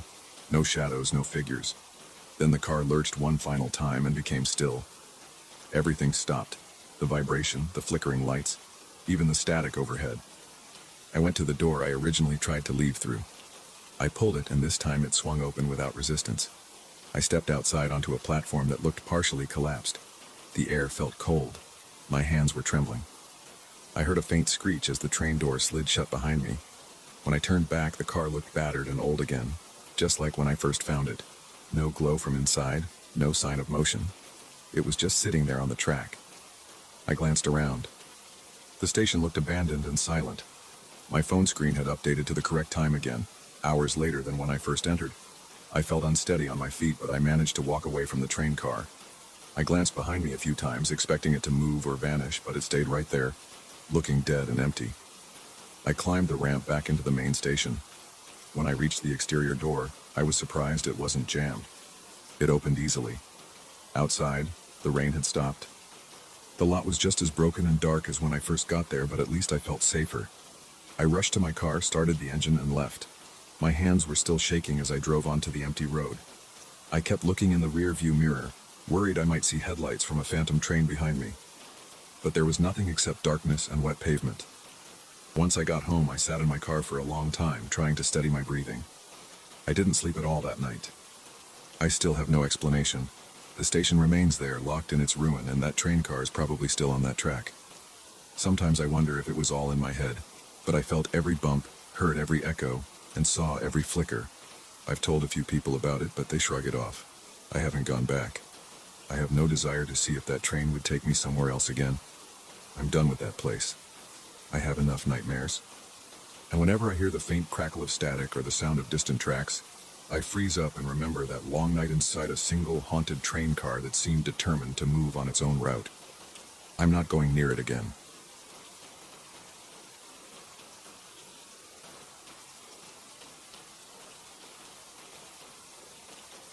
I walked into that old office on a Monday morning. The real estate company I work for wanted the place cleaned and ready for some inspection. The building stood on a quiet block, and the front door creaked when I pushed it open. I remember looking around and feeling something strange in the air. My arms had goosebumps, and I hadn't even started sweeping yet. The hallway smelled stale, like no one had walked through there in a long time.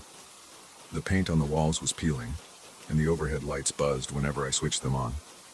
I decided to ignore the uneasy feeling in my stomach, but it never went away.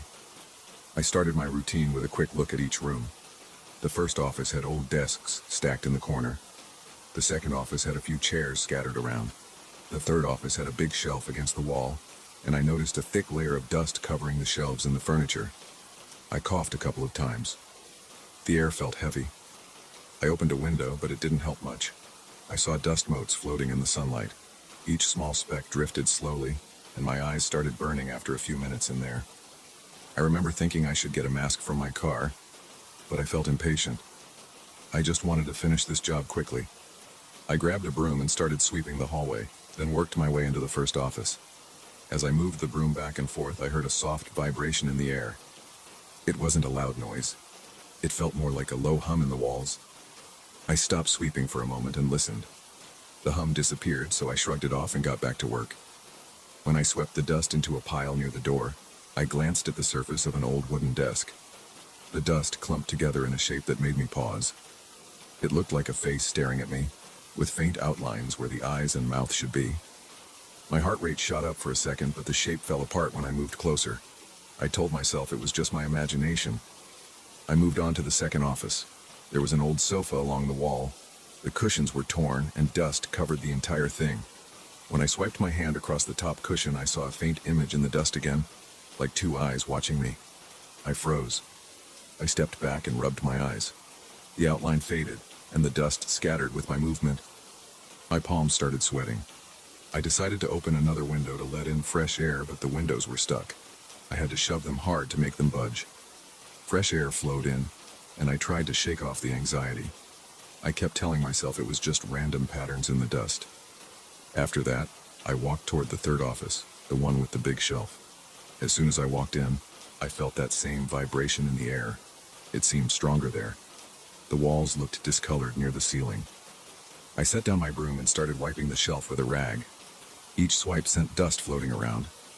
As I wiped the top surface, I spotted a partial face forming in the scattered dust again. This time, it looked more detailed. I saw the curve of a forehead and part of a nose. I felt my throat tighten and I backed up a step. My breathing sped up, and my hand shook a bit. The face disappeared when the dust settled. I tried to distract myself with my phone. I wanted to take photos of the rooms before and after cleaning. That's part of the procedure sometimes, especially with older properties. I snapped a few shots in the first two offices without a problem. Then I took a picture of the shelf. On my phone screen, the image looked blurry, like the camera couldn't focus. I tried again. The second photo showed a twisted shape where the dust had been. It looked like a distorted expression of pain, maybe anger. The details on the shelf appeared wavy and the edges of the photo were dark.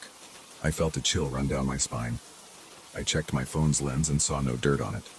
I took more photos around the room, but every single one looked distorted in a strange way. I left that office and took a short break in the hallway. My breathing was unsteady, and I felt sweat rolling down my forehead.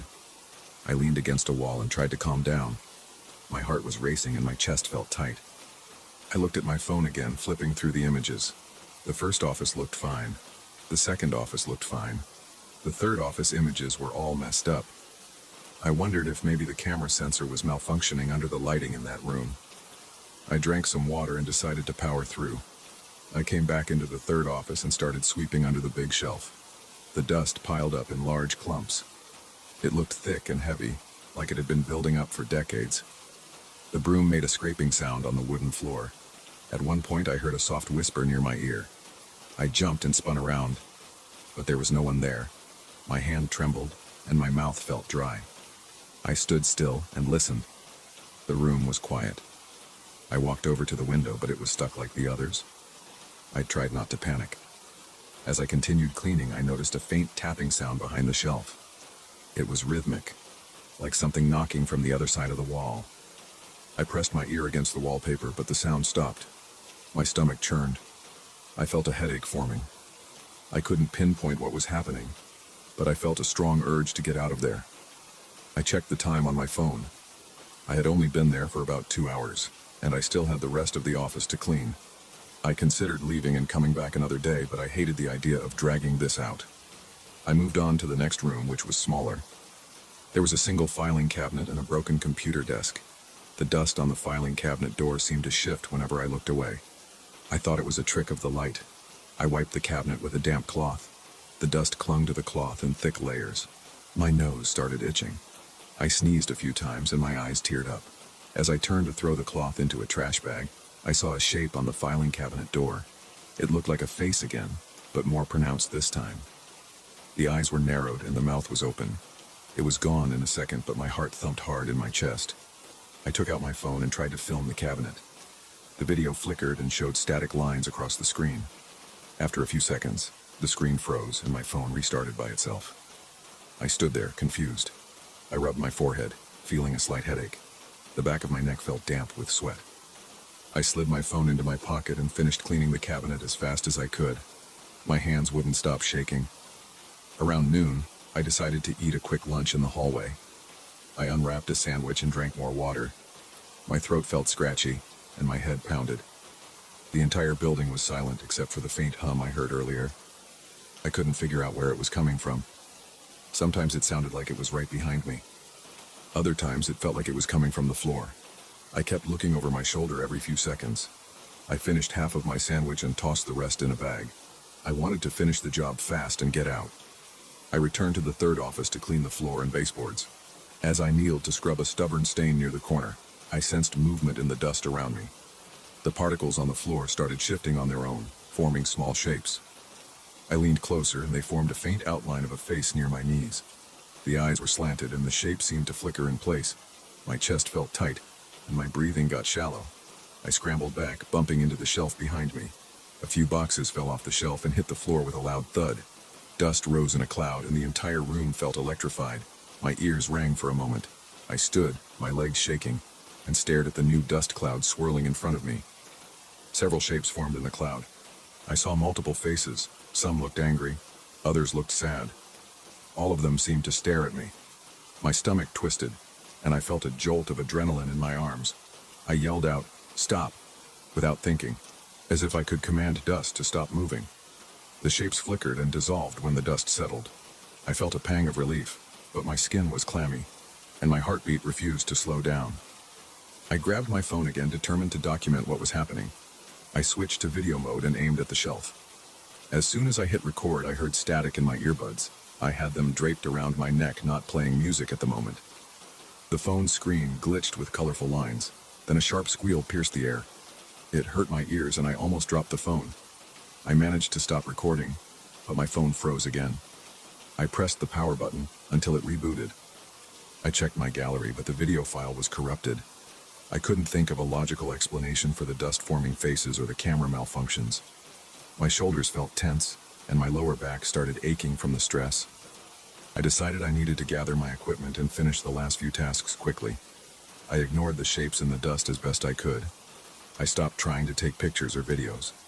I wiped the surfaces, swept the floors, and stacked a few boxes near the door. Every so often I spotted a flicker of a face in the dust, and each time my heart lurched. My pulse throbbed in my neck. I felt cornered in a place that didn't want me there. I heard another whisper behind me as I emptied a trash bin. The voice sounded like it was breathing right into my ear. I spun around, clutching the bin, but the office was empty. A chill shot across my arms. My teeth clenched, and I muttered, "I'm almost done. That's it." I forced myself to keep moving. The air felt thicker with every passing minute. The faint hum grew louder, and I occasionally caught a soft sigh echoing in the corners. Each time, the hair on my arm stood on end. At one point, I realized I had only one room left to check, a small storage closet in the back. I walked in and flicked on the light. The bulb flickered overhead. The closet smelled musty. There were old shelves covered in dust, a few broken chairs, and some sealed boxes. I started sweeping the floor. The dust formed a small pile, but I kept my eyes on it, worried I'd see another face. I did. It appeared near the top of the dust pile, a quick flicker of a mouth twisted in anger. My breathing got shallow and I slammed the broom handle down. The shape scattered. Suddenly the overhead bulb went out, leaving me in near darkness. I stumbled forward and nearly tripped over a box. I fumbled for my phone's flashlight. When I turned it on, I saw dust swirling in the beam. I moved the light around and the dust drifted slowly to the floor. I felt dizzy, like the air was pressing in on me. I hurried out of the closet. My shirt was damp with sweat. My legs felt weak. The hum in the wall sounded louder in that narrow space. It vibrated through my bones. I returned to the hallway and slumped against the wall. My breaths were shallow, and my mouth tasted bitter from the stress. I told myself I had done enough cleaning. The important areas were handled. I gathered my supplies, shoved them into a bag, and headed for the exit. As I reached the front door, I looked over my shoulder one last time. The corridor stretched out behind me, dimly lit. I saw a small swirl of dust near the far end, and it looked like a partial face. I heard a quiet sigh echo through the hallway. My entire body tensed, and I rushed outside. Once I was outside, the sun felt harsh on my eyes. The wind hit my face, and I took a moment to breathe. My hands were shaking and my heart pounded in my chest. I locked the front door and stepped back to look at the building. From the street, it just looked like an old, empty office. There was no sign of anything unusual. The windows were grimy, and the paint on the facade was chipped. Nothing about it suggested strange dust shapes or distorted images. I felt sweat dripping down my temples. I rubbed my palms on my pants, trying to calm down. I got in my car and cranked the AC. My phone finally worked normally outside. I glanced at the photos again. The ones from the first two offices still looked fine. The ones from the third office showed those warped shapes and angry expressions. No matter how many times I looked, I couldn't explain them. I felt a sense of relief being away from that place, but I also felt a lingering tension in my gut. Something in that old office felt awake, like it didn't want anyone disturbing it. I realized I didn't care about a logical explanation anymore. I just wanted to stay away from that building. My entire body was sore, and my eyes burned. On the drive back, I kept checking my rearview mirror. I half expected to see faces forming in the dust on my dashboard, but the car stayed normal. My breathing eventually steadied, but my muscles remained tense the whole ride. When I got home, I left my cleaning supplies in the trunk and went straight for a shower, hoping the hot water would wash away that feeling of being watched. I stared at the bathroom tiles and replayed everything in my mind. I decided I would talk to my boss the next morning and maybe get someone else to handle any remaining cleaning tasks. I never went back to that old office. I finished my report, turned over the keys, and told my boss that place was ready for inspection. I didn't tell him about the faces or the weird camera distortions. I just said it was dusty and the lighting was poor. I didn't want any questions. Sometimes I look at those photos on my phone and wonder what was really happening in there. I still can't figure it out, but I remember the feeling of that dust shifting on its own. I remember the whispers, the tapping inside the walls, the low hum in the air, and the strange shapes that appeared every time I tried to clean. I can't shake the thought that there was something in that building, something old and restless, and that my cleaning disturbed it. But I don't plan on going back to find out.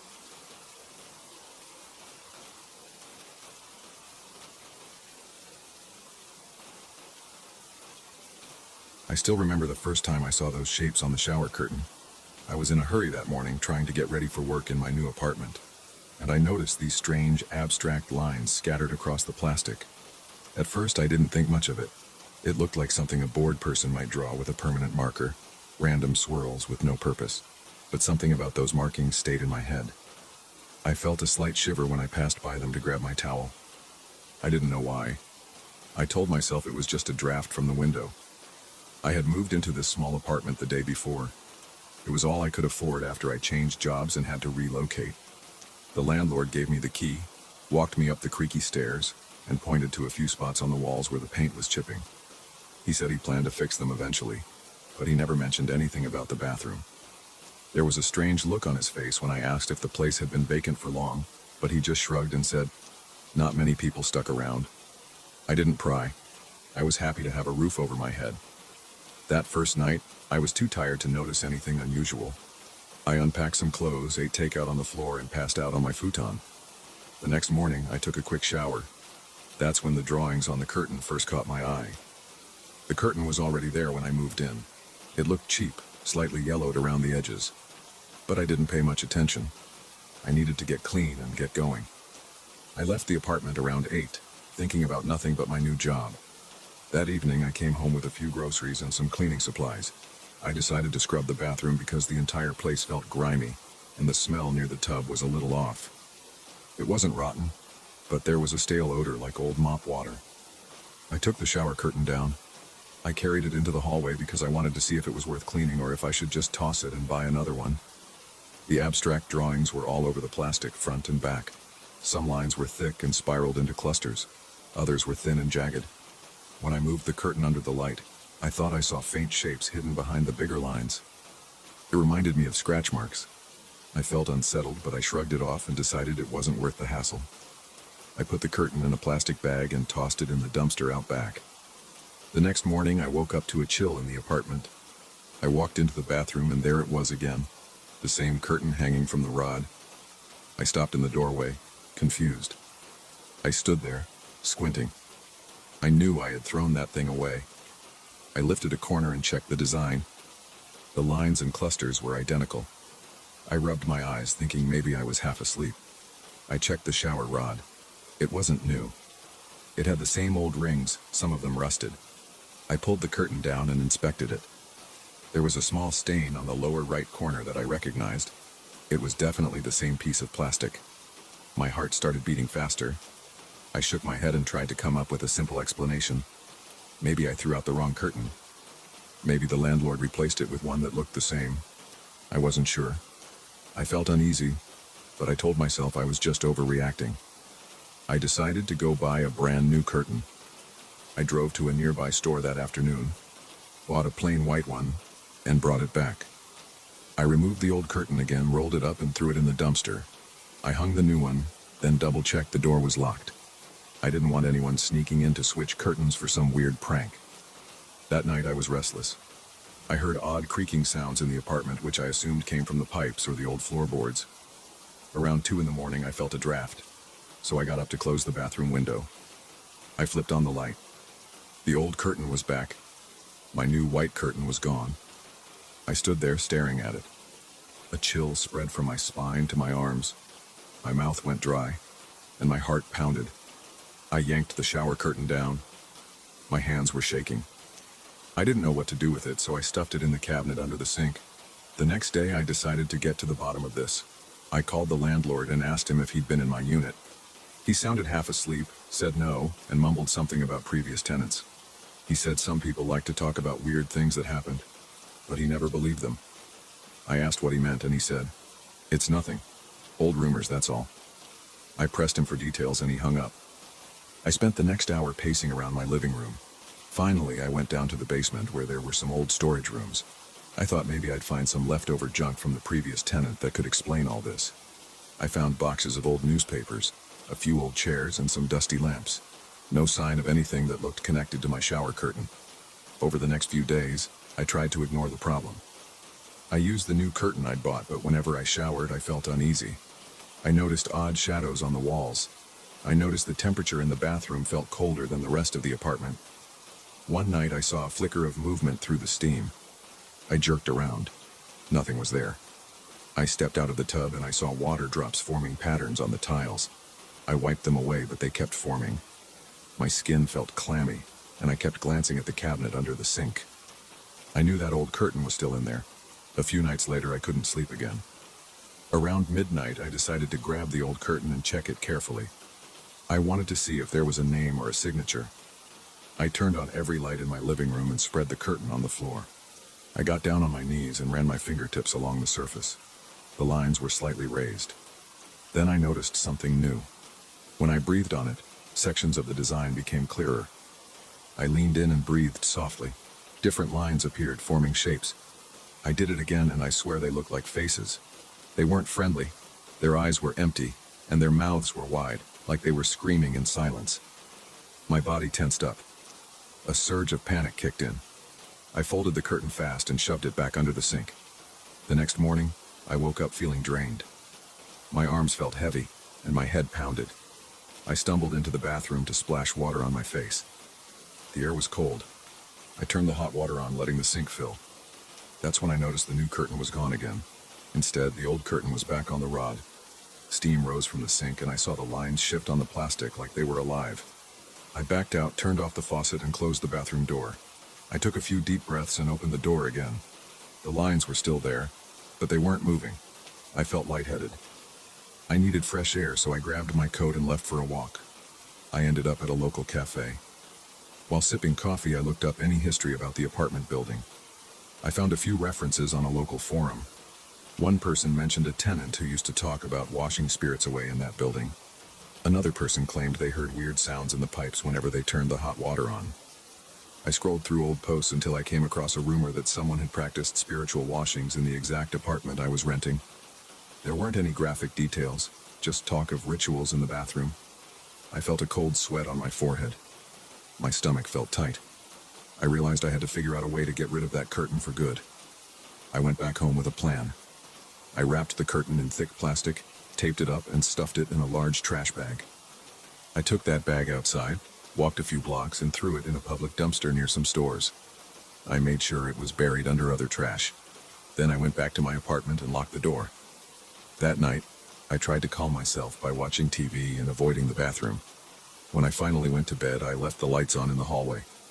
The next morning, I took a step into the bathroom. My heart skipped a beat. The curtain was back again, hanging from the same hooks. This time, though, I noticed something else. The faces were clearer. They had more detail around the eyes and mouths. I saw deep lines on their foreheads. The eyes looked hollow, and the mouths looked twisted like they were trying to form words. I walked closer slowly. My hands were clammy. The faces seemed to shift when I moved.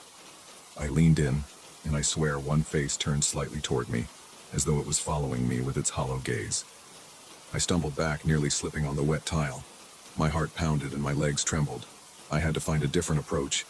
I grabbed my phone and searched for local experts, maybe someone who knew about weird items or hauntings. I found a name mentioned in a thread about spiritual cleansing. It was an older man who lived a few miles away. I called him, but nobody answered. I kept trying until he finally picked up. He sounded annoyed, but listened to my problem. He told me I should leave the apartment if I was smart. When I insisted, he told me I'd need to finish what was started. I pressed him to explain, but he just said those faces were stuck, still needing release. He said I might have to confront them directly with hot water and steam. I didn't like that idea at all, but I had no other plan. That night, I turned on the hot shower.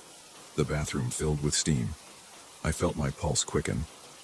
My skin felt sweaty, and my shirt stuck to my back. The curtain started to move like a gentle breeze was blowing through, even though the window was closed. I saw the faces appear in the clouds of steam. They looked more solid than before. Their mouths seemed to open wider. The lines looked like twisted veins running through each face. They pressed closer to me. I could almost see the outline of shoulders and arms. I backed up against the wall. I felt a sharp pain in my chest as I struggled to breathe. In a shaky voice, I demanded they leave.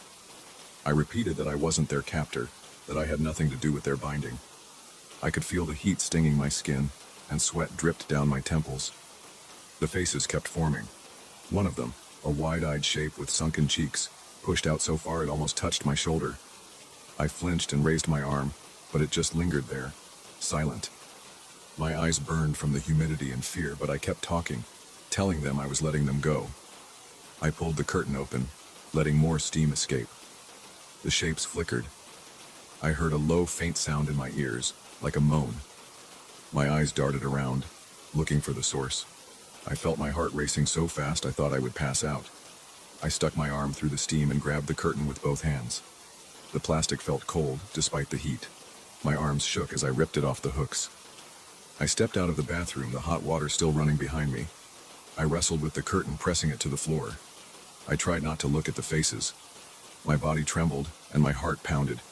It felt like I was fighting a live thing, but I kept a tight grip. Then I dragged it back into the bathroom, letting the hot steam wash over it. The lines seemed to swirl. The faces flickered in and out. I heard more of that low moan. I gritted my teeth and forced myself to keep going. I repeated I was letting them go, telling them to leave through the steam. My hands felt numb and my legs shook. After a few minutes of standing there in the heat, I felt the plastic grow still. The lines stopped moving. The moaning faded away. I turned off the water, breathing hard. I held the curtain up and the shapes looked dull. The faces weren't as defined. I carried it outside, my clothes soaked with sweat and water. I walked to the backyard, found a metal garbage can, and placed the curtain inside. I lit a match and held it against the edge of the plastic. It melted slowly. A foul smell drifted up, and I almost gagged. I kept going until the entire curtain was reduced to a lump of half-melted plastic. The smoke burned my eyes.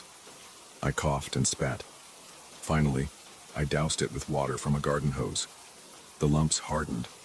I stood there in the cold air for a long moment, just breathing. My clothes were soaked and my arms felt heavy. I looked around expecting something to leap out of the shadows, but nothing happened. It was quiet. I left the melted plastic in the can and went back upstairs. I cleaned up the bathroom, wiped off the floor, and opened the window. The stench of hot plastic still clung to me, so I took a quick shower behind an empty rod. The next morning, I bought another new curtain. This time, it stayed where it should. After that, the apartment felt different. The bathroom no longer seemed cold. The stale smell was gone, and the lines on the walls looked normal. I slept through the night for the first time in ages. No more strange shadows, no more moaning. I still think about those faces sometimes. I wonder if they ever left or if they simply dissolved along with the plastic. But I try not to dwell on it. I threw out that can a few days later and never looked inside again.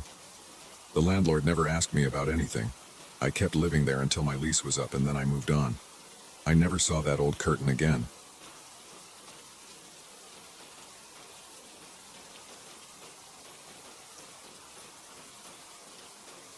I moved into this place because it had a built-in studio in the basement. The listing showed photos of weird old instruments lining the walls. I'd never seen a property quite like it before. I felt this pull to check it out in person.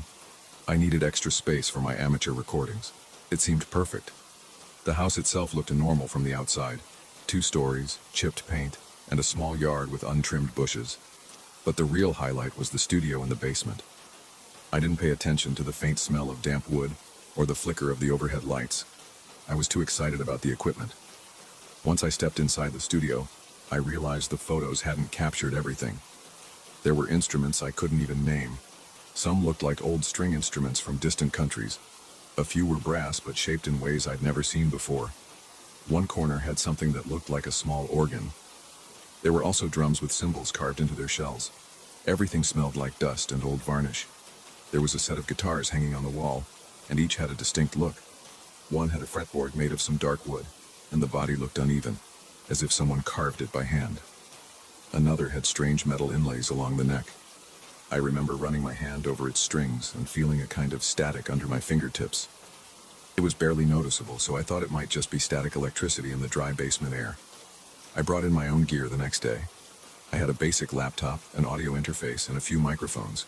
I also dragged in some cables, stands, and a small keyboard I'd saved up for.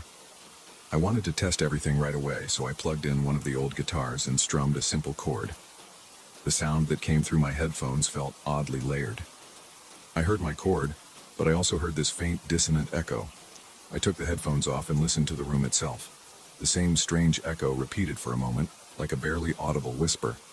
It made the hairs on my arms stand up, but I shrugged it off. I thought maybe the room was bouncing sound in an odd way.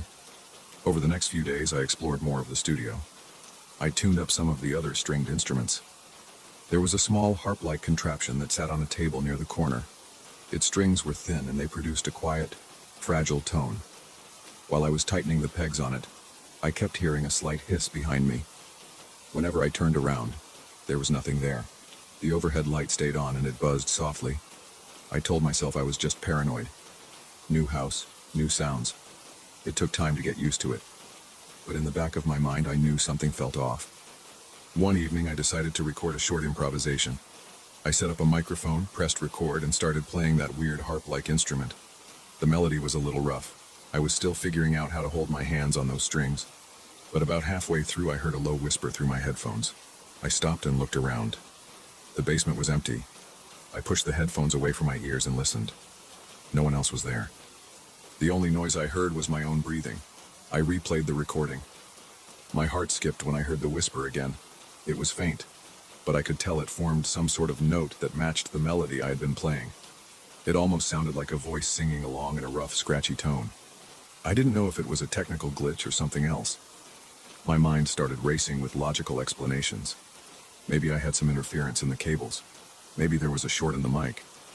I told myself I'd switch out the mic and try again the next day. I woke up early and went back down to the basement. The air felt heavier than before, like there was a stale smell hanging around the instruments. I tested another mic, and I also tested a different audio interface. I picked up a small drum this time, a little hand drum with a thick hide. I tapped on it a few times. The tone was hollow, resonant, and had a slight ring to it.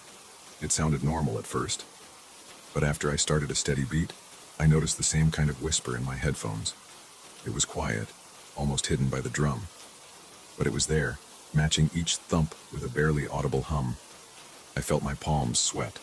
My heartbeat sped up, and I could feel this sharp tension in my shoulders. My throat got dry. I stopped playing. I turned off everything, stepped outside the studio, and took a few deep breaths. I tried to calm down. Then I grabbed my phone to listen back to the recording. Sure enough, there was a faint voice behind the drum. The sound gave me chills. It felt like someone was standing right next to me, mumbling a half-formed melody. That evening, I started thinking about whether I should stay in this house at all, but I'd already signed the lease. I was stuck here for at least a year. Over the next week, I noticed other odd things. The instruments, especially the guitars, always seemed a little more in tune whenever I walked into the studio. I'd leave a guitar slightly out of tune on purpose, but when I came back, it was perfect. I thought maybe I was forgetting that I'd tuned them. I also heard faint squeaks and creaks at night, like something was moving around in the basement. I kept the studio door locked, but I still heard these random sounds. One night, I woke up to the faint strum of a chord. I ran downstairs with a flashlight, but found nothing unusual. The guitars were still on the wall hooks. The keyboard was off. The basement lights were out, so I flipped them on, looked around, and saw no sign of anyone. But the air had that heavy feeling again. I decided to try to capture some video footage. I set up a camera in the corner of the studio, pointed at the instruments. I left the lights on low and hit record. I went to my bedroom, closed the door, and tried to sleep. In the morning, I checked the footage. For the first hour, nothing happened. Then, around 2 a.m., I saw a slight flicker on camera. It was a small shift in the lighting near the old organ. The shadows around it seemed to move like someone brushed by, but there was no shape or figure. Right after that flicker, a few instruments on the wall started to vibrate. The guitar strings quivered as if they were plucked by invisible fingers. Then everything went still again. My stomach churned. I felt a cold sweat break out on my forehead. It was real. I wasn't just imagining it. I spent most of that day pacing around my living room, trying to decide what to do. I didn't want to call anyone and sound like a crazy person. I also didn't have the money to break my lease. A part of me felt drawn to keep experimenting, as if there was some creative potential here. I ended up going back into the studio that afternoon. I set up 2 mics, one near the guitars, another near the organ, and I began recording an improvised jam session. I used the old guitar with the metal inlays. The tone was warm, but there was an underlying hiss. As soon as I started playing a slow progression, I heard a whisper again, this time a bit clearer. It was following the notes. My heart pounded, but I kept playing. I wanted to see what would happen. The whisper grew louder, layering on top of my notes almost like a second instrument. When I stopped playing, the whisper hung in the air for a moment. My hands shook as I set down the guitar. Then, without warning, one of the other guitars on the wall strummed a single chord by itself. I jumped back. My foot bumped into a stand and I nearly fell over. That chord rang out, clear as day, and it sustained longer than any normal guitar chord should. My hair stood on end. I felt a trembling in my chest and a wave of goosebumps along my arms. The chord faded after what felt like a minute, although it was probably only a few seconds. The studio went quiet. My breathing was shallow. I packed up my equipment for the day and left, my hands clammy and my stomach tight. Over the next few days, I found myself strangely drawn to that space again. It was scary, but I couldn't resist the urge to test more instruments.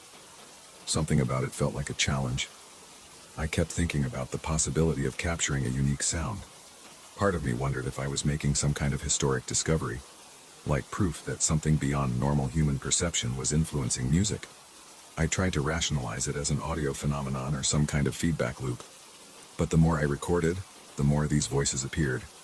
They never sounded like any living person. They were always slightly off pitch, like they were trying to mimic the notes but couldn't get them perfectly. One night, I was playing that small harp-like instrument again when I noticed that multiple voices were joining in. They were quiet, but I could hear at least 3 distinct tones. They moved in and out of harmony, creating this eerie chord progression. My breath hitched. My fingers felt stiff, but I forced myself to keep plucking. I wanted to hear the pattern. I thought maybe it would fade out if I stopped. The voices grew in volume, pressing against my ears, almost drowning out my own playing. Then one of the drum heads let out a low rumble, even though I wasn't touching it. A string from the organ snapped with a sharp twang. I jumped and my knee banged into the table. That ended my session right there. I turned off everything and sat on the chair, breathing hard, trying not to panic. After that, I got nervous that things might escalate. It felt like the studio was leading me toward some final piece. Each time I played, more voices joined in. I started having trouble sleeping. I kept hearing faint music in my dreams. My body felt sore and my head hurt. But every morning I went back downstairs to try again. It was like an obsession. I told myself I'd stop once I figured out what was happening. My rational mind said this was a bad idea, but I couldn't stay away.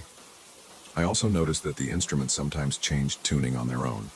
I'd come in, check the strings, and see that they'd moved to a different pitch. It wasn't random. They all seemed to align in a certain scale. I recognized it as some kind of exotic scale I'd never really tried before. I put fresh batteries in my camera and recorded a long session. I picked up that old guitar and started playing in the scale I found. The voices began quietly, just a few faint hums matching my notes.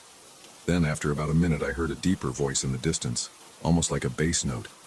My chest fluttered, and my face felt hot. I had trouble keeping my hands steady, but I continued, following this strange melodic path. The rest of the instruments in the room resonated on their own. The organ pipes rattled, the drums vibrated, and I could see the harp strings shifting slightly, as if someone were tuning it. A thick tension filled the air, making it feel hard to breathe. My skin tingled all over. I had this overwhelming sense that if I finished whatever piece was forming, something would appear right there in front of me. I pushed on. My heart was beating so fast it hurt. My temples throbbed. I played chord after chord, guided by the tuning the instruments seemed to want. The whispers filled the room. I heard multiple voices now, each one distinct, forming a chorus that surrounded me. The lights flickered and the shadows on the wall moved in sync with the music. My mouth went dry and I swallowed hard. I wanted to stop, but my hands kept going, as if they weren't mine anymore. My legs trembled under the chair and sweat rolled down my back. The tension built to a point where I felt like I might faint. Then, right when the music reached a peak, I forced myself to yank my hands away from the strings. The voices lingered for a second, echoing the final chord. Then everything went silent. No hum, no whispers, no strange tuning.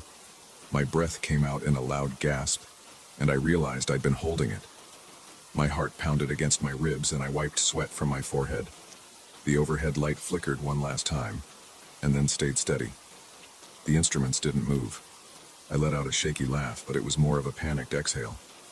I knew that if I had pushed any further, something would have come through. I could almost sense a shape forming in the air, but I stopped in time. I reviewed the footage later, and most of the audio was garbled with static once the voices started. The camera kept trying to focus, but there was nothing in front of it. The instruments, though, clearly vibrated on their own. I could see them move in the video. That was enough proof for me that I wasn't imagining things. I haven't tried to finish that piece since. The instruments remain down there, half-tuned to that weird scale. Sometimes when I walk by the basement door, I hear a faint note or two, like they're calling me back in. My chest tightens whenever that happens. My hands might twitch, but I don't go down unless I really have to. I keep the lights off, I keep the door locked. Every so often I stand at the top of the basement steps, and I listen. I still feel tempted. Part of me wants to hear what would happen if I let the music complete itself. But another part of me feels sheer dread. My body reacts with a surge of adrenaline, and I get that feeling of pins and needles along my neck. For now, I'm not playing. I'm trying to ignore the voices and ignore the instruments that keep themselves in perfect pitch. I'm not sure how long I can hold out, but for now, I avoid it. I don't want to see whatever is waiting for me in that basement. I don't want to give it shape. I don't want it to step forward into the light. So that's the story of my house and the studio underneath it. I moved in for the convenience, and I got something else entirely. I record regular music upstairs in my living room now using just a small rig and my laptop. It's not the same as having a full studio, but I feel safer. The basement is always there though. Sometimes I think I hear a small chord or a light hum drifting up through the floorboards. When that happens, my heart picks up speed, and I walk outside for fresh air. I try not to linger in the yard for too long, because I can still feel that pull from the basement window. It's like it's challenging me, reminding me that the final notes are still missing. If I ever play them, something will show up, and I'm not ready to find out what it is.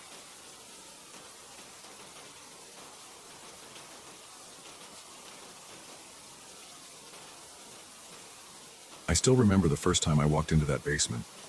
I didn't feel any wind on my face, but I heard these tiny bells rattling against each other. It was the kind of sound that makes you pause and check if you're imagining it. I wasn't. The noise came from the ceiling, where dozens of bells hung from old wooden beams.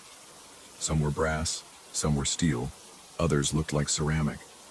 They were spaced at random intervals, clinking and chiming in odd rhythms that made no sense to me. I stood at the bottom of the stairs holding a flashlight, scanning the darkness for any sign of movement. There was nothing but those bells and the unsettling echoes they produced.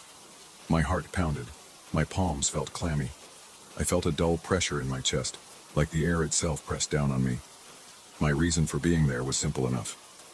I was helping a friend, a collector of antiques, who needed someone to sort and catalog items stored in that basement. He told me the place had an odd vibe, but reassured me there were no rats or insects. He just said it felt off.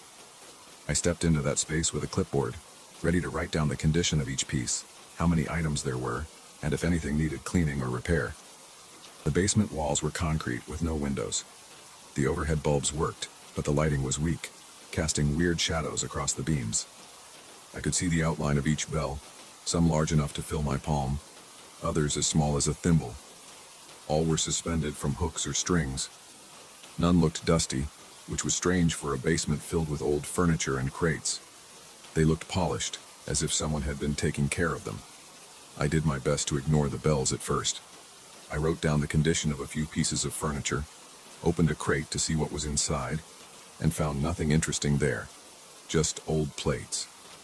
When I moved to the next corner, I heard a clear ring overhead. I froze. It sounded like one of those fancy restaurant bells, the kind you tap with your finger. But I hadn't touched anything. No breeze came through.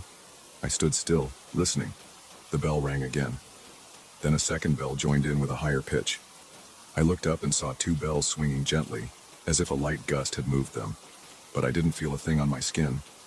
That first night, I tried to shrug it off. I kept telling myself it was just some weird draft. Maybe the ventilation system was on, or maybe the temperature changes caused some airflow. But as I stood there, the bells started ringing in a pattern. It wasn't random. I heard 3 rings, a pause, then 1 ring, another pause, then 2 rings, then another pause. My heartbeat sped up. I glanced around to see if maybe someone was pulling a trick on me. But I was alone. My eyes scanned every corner. Nothing moved, except for those 2 bells still swinging in that slow, deliberate motion. I spent another hour in the basement that night. The bells settled eventually, and I finished my work as best I could. My breathing felt shallow the entire time. My shoulders were tense. When I headed upstairs, I closed the basement door behind me with a little more force than I intended. My friend asked me how it went, and I said it was fine, but that basement gave me a weird feeling. He said he wasn't surprised. I remember he looked a bit uneasy, but he didn't say anything else. He just told me I could come back the next day to keep working. That next day, I arrived in the late afternoon. The sun was still out, so I felt a bit more comfortable. I went straight to the basement, but this time I paid close attention to the ceiling. I wanted to understand how these bells were arranged. I saw thin wires running across some beams. Other bells hung from fishing lines or thick cords. No 2 bells looked the same. Some had tiny inscriptions I couldn't read. One looked like it was made of some dark metal with dents and scratches. Another seemed to be some kind of silver alloy. They all had different shapes, some elongated, others round. While I examined them, I noticed a small shelf near one of the columns. There were old notebooks there, stacked with care. I picked one up and flipped through the pages. They were full of symbols and sketches of bells. I saw lines that looked like wave patterns and random letters that formed no words. At the top of one page, there was a heading, Communication Attempt Number 7. That made me pause. I flipped more pages and saw references to spirits and contact on the other side. I'm not the type of person who gets excited about supernatural stuff, but it felt unsettling. I kept reading until I found repeated references to these bells. The notebooks claimed they were used to open channels to invite transitory presences who haven't fully crossed over. It looked like someone had spent a lot of time studying these bells, trying to decode the sequences. I heard a faint chime overhead. I slammed the notebook shut and looked up. Nothing moved. My nerves were on edge. I put the notebook back on the shelf and tried to focus on my task. But the more I stayed in that basement, the heavier the air felt. My chest got tight again. I decided to wrap up quickly and leave. I only recorded a few items before I shut off the lights and climbed the stairs. I told my friend I had to go home early. He didn't ask questions. He just looked at me with concern and said we could talk later. That night I couldn't sleep well. My mind replayed those bells. I woke up in a cold sweat around 3 in the morning, my heart racing. I sat on the edge of my bed, trying to calm down. My thoughts wandered to those notes. Communication, spirits, transitory presences. I kept telling myself it was all nonsense, that there had to be a reasonable explanation, but I couldn't shake the unease. The next day I returned to the house with a plan. I would stay in that basement late into the night and see if I could figure out what was causing the bells to ring. I didn't tell my friend my plan. I just said I would be working late. I went down after dinner, armed with a flashlight, a voice recorder, and a notepad. I set my phone to record audio too. The basement was quiet for the first hour. I shuffled some crates around, checking for any drafts or hidden vents. I saw no evidence of any mechanical device or strings that might move the bells. The place looked totally normal, aside from the weird arrangement on the beams. I was about to give up, thinking maybe the bells wouldn't ring that night when I heard it. A single, soft ding to my left. I turned my flashlight and saw a small brass bell swaying back and forth. A chill ran up my arms. I walked over, looked at it, and felt no breeze or temperature change. The bell slowed to a stop. I stepped back and waited. Another bell, slightly bigger, rang on the opposite side of the room. My chest tightened. I felt sweat forming on my forehead. I wiped it away and forced myself to remain calm. I clicked the record button on my phone. The bells began chiming again. There was a pattern. 3 short rings, a pause, 1 long ring, another pause, 2 short rings. It repeated. I stood there listening, writing down the sequence on my notepad. I wrote each ring as a dot or a dash, hoping it might form some kind of code. My breathing was shallow and my legs felt stiff. I wanted to move, but a sense of dread kept me rooted in place. After a few minutes, the bells stopped. The basement went silent. I played back the recording, but I only heard the rings. No voices or footsteps. I walked around, shining my flashlight at the beams, trying to see if there was something I missed. Then I spotted a little door in the far corner behind a stack of broken chairs. It looked like a crawl space. I hadn't noticed it before. I moved the chairs aside and tried the handle. It opened. Inside was a small compartment lined with shelves full of more bells, all wrapped in cloth. Some shelves held more notebooks and scraps of paper. I grabbed one of the notebooks and flipped through it. On the first page it mentioned ongoing attempts to reach them. The writing included diagrams of the basement ceiling with marks indicating positions of each bell. I felt a pressure on my chest again. My stomach churned. I didn't want to be there anymore, but I was too curious to walk away. I read more lines. No recorded deaths, but presence is undeniable. These bells serve as conduits. They respond even when no breeze is present. The patterns suggest intelligence. They are trying to reach out. I put the notebook back and stepped away. I felt lightheaded. My hands trembled. I needed air, so I stumbled out of that crawl space and climbed the stairs. I stood in the hallway breathing hard, trying to clear my head. My friend was sitting in the living room reading. He saw my face and asked what was wrong. I hesitated. Then I told him I found more bells in a hidden compartment. He looked surprised, but not shocked. He admitted he had never explored the entire basement. He asked if I felt unsafe. I told him the basement felt suffocating, and I described the ringing pattern. He didn't laugh or call me crazy. He looked serious and said he had heard the bells a few times but assumed it was just the old house settling. We agreed that we would look for an expert, maybe someone who knew about old signal bells or seance equipment. The next day I returned to the basement, determined to capture clearer audio. I set up my phone in the center of the room and started recording. I walked around, tapping beams to see if they were loose or if there was something that might make the bells move. Everything looked solid. After about 30 minutes, a single bell started ringing again. I rushed to my phone to make sure it was recording. Then a second bell joined in, then a third. My heart pounded. The sound was almost hypnotic, but I forced myself to focus on the pattern. I wrote it down again. 3 short, 1 long, 2 short. I repeated those marks in my notepad, hoping I could translate them. During this sequence, my mind wandered to the notes about entities that weren't really dead but stuck between dimensions. I hated the idea, but it started making some sense. Maybe these bells were set up as a kind of invitation. Whoever used to own this place might have believed they could speak with these entities. As I stood there, I couldn't see any figures or shadows beyond the beams. There was only the sound of metal and ceramic hitting each other. The tension in my neck grew stronger. My shoulders felt tight. My mouth went dry. I tried swallowing, but I only felt a lump in my throat. I stayed that night until the bells went silent. Then I left the basement and reviewed my recordings on a laptop. The pattern was clear in the audio, but it still meant nothing to me.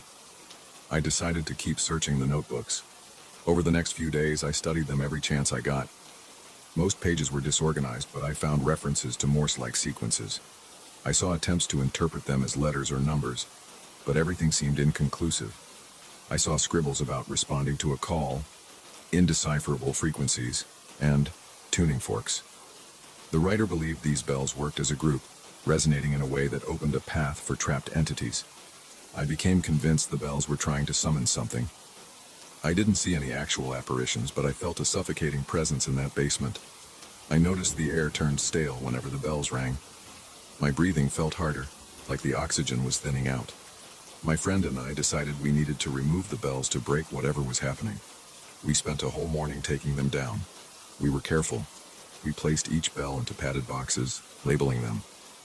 The entire time we heard soft clicks and faint rings from the bells still on the beams.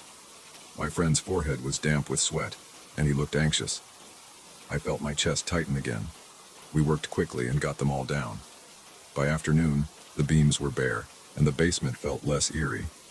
But that night I heard bells in my dreams. I woke up sweating again, and I had the distinct sense that the ringing wasn't done with me. I tried to go about my normal day, telling myself I was just freaked out, but I felt a strange tug to go back down there. When I did, I found one bell still hanging. It was small, silver, and hidden behind a thick beam near the ceiling. I reached up and removed it, but as soon as I touched it, I heard a metallic rattle from the boxes behind me. My breath caught in my throat. The boxes stayed closed, but I knew I heard something inside them shift. My chest pounded like a drum. I felt my hands shaking. I took the silver bell to the living room and wrapped it in cloth. Later, I heard faint sounds coming from that basement, like someone tapping on a pipe, but no one was down there. My friend stayed in his room, and I sat in the hallway, flashlight in hand, waiting for any movement. Nothing happened except for those sporadic clicks. Around midnight, I forced myself to go down one last time. I opened the basement door. The lights were off, but I turned them on. The basement looked empty without all those bells. I heard a slow, singular chiming noise from somewhere in the corner. I moved the crates around, looking for the source, but there was nothing. My arms tingled with goosebumps. I said out loud, "I'm done. I'm not going to engage anymore." My voice shook. My throat felt tight. I climbed the stairs, flicked off the lights, and shut the door. That was the last time I went down there. My friend eventually sold the bells to some private collectors, and he sealed the crawl space. I never found out if the patterns really meant anything, or if it was just my imagination magnifying a strange phenomenon. But I know what I heard, and I know how it made me feel. That basement still gives me a chill whenever I think about it. Sometimes I imagine those bells chiming in the darkness, calling out to something that isn't exactly dead, waiting for a response from whoever or whatever might be caught in between. And I'm just glad I never found out what that response could be.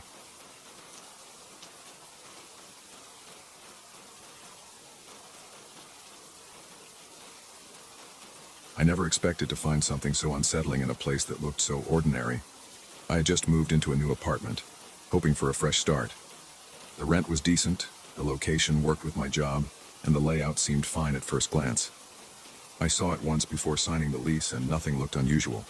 The furniture was a bit old and there was a guest bedroom that I assumed I would barely use. I didn't question the landlord about the decor or the furnishings, even though some of it seemed outdated. I just wanted a place where I could unpack my life and move on. On my first night, I finished hauling boxes around 10 at night. I felt exhausted. I placed most of my things in the living room and kitchen. Then I opened the door to the guest bedroom to check if there was any space for extra storage. The room had a small twin bed, a wooden dresser, and an antique rug spread across the floor. It was a deep red Persian rug with gold details. It looked worn but still sturdy. I thought it added some character to an otherwise bland room, so I left it there and figured I'd deal with it later. I went to sleep in my own bedroom that night. I was too tired to notice anything. But the next evening, after work, I decided to have a real look around. I wanted to see if there were any hidden issues. I looked at the windows, the closet, and the bathroom. Then I walked into the guest room again. That's when I noticed a dark patch on the rug. It looked like a stain, but I wasn't sure if it was part of the rug's pattern. I brushed my fingers against it. The fibers were the same as the rest of the rug, but there was a slight discoloration. It looked almost like a faint shape of someone crouching, but it was so subtle I assumed I was just imagining it. That night I had trouble sleeping. I kept thinking about that odd shape. I forced myself to ignore it, blaming my overactive mind. Around midnight, I woke up feeling anxious. I heard a soft creaking noise like gentle footsteps or a slow shuffle in the hallway. My apartment has wooden floors, so any movement can cause a creak. I sat up in bed and listened. I couldn't see anything in the dark. My skin prickled, my heart pounded. I was sure someone was there. Then the noise stopped. I felt silly and laid back down. The next morning I checked the hallway for any sign of footprints or weird marks, but I found nothing. I spent the day trying to focus on my job. I work from home sometimes, so that evening I stayed in the living room with my laptop. At around 7, I realized I needed something from the guest room, a box of old files I had placed in the corner. When I walked in, my eyes went straight to the rug. That same patch looked darker. I turned on the overhead light to see it better. It looked like the shadow of a person leaning forward. The edges of the stain seemed blurry, but the middle was more defined. It unnerved me. My throat went dry. I tried to rationalize it. Maybe it was just the lighting, or maybe the rug was dirty in that spot. I kneeled to get a closer look. I couldn't smell anything strange. The rug felt normal. I pressed on it. It wasn't damp. I decided to ignore it and grabbed my box of files. When I left the room, I felt a weird urge to look back. Something told me not to turn around, but I did anyway. The patch seemed to have a slight outline of an arm. I felt a jolt in my chest. I closed the door. Later that night, I heard a tapping sound in the hallway. It was faint, like someone tapping fingernails against wood. My heart started racing. I stood up from the couch and walked to the hall. It went silent. I checked the front door, but it was locked. My windows were closed. I stepped closer to the guest room door, thinking maybe an open window in there caused some movement. The door was shut, and I didn't see any light under the frame. I reached for the knob. My hand shook. I told myself I was being ridiculous, so I turned the knob and opened the door a crack. I flicked the light on. Nothing jumped out. The bed was where I left it. The dresser was the same, and the rug was in the middle of the floor. The only difference was that the shape on the rug looked a bit bigger, almost like a crouched figure with a faint line around where the head would be. I stayed in the doorway, too nervous to step inside. Then I heard the tapping sound again, except it seemed to come from the rug itself, like something inside it was scratching to get out. My throat tightened. I closed the door and backed away. I spent that night on the couch, with the TV turned on for some background noise. I wanted to drown out every small creak and shuffle. When I finally drifted off, I had a dream about something calling me from across the room. The voice was muffled. My chest felt heavy. I saw a shape on the floor beckoning me. I woke up with a jolt, breathing hard. I was covered in sweat. The apartment was quiet, but I felt watched. By the next day, I decided that rug had to go. I rolled it up and dragged it into the hallway. It felt heavier than I expected, almost like it didn't want to move. My arms strained, my shoulders burned. I finally got it out into the main corridor. I left it there and went back into my apartment. A few hours later, I heard a scraping sound. I looked through the peephole and saw the rug shifted a foot closer to my door. That didn't make any sense. Nobody else on the floor had come by. I would have heard them. Yet there it was, closer than before. My stomach twisted. My breathing got rough. I grabbed my keys and decided to drive the rug to the dump that afternoon. I wouldn't even try to sell it. I just wanted it gone. I dragged it down the hallway and into the elevator. I drove to the nearest waste facility. When I tossed the rug onto a pile of trash bags, I felt a weird twinge of guilt, like I was abandoning something that belonged to me. I shook that off. I went back home, trying to feel relieved. I thought that was the end of it.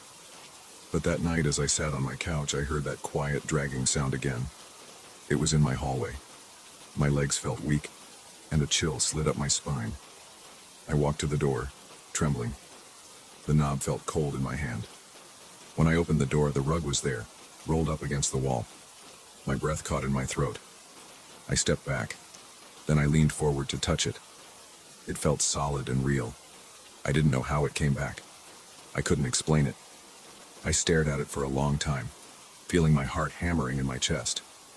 Then I forced myself to drag it back into the apartment. I left it by the front door, planning to figure out a different way to dispose of it. That night, I heard footsteps. They were soft, almost like bare feet moving slowly across the wooden floor.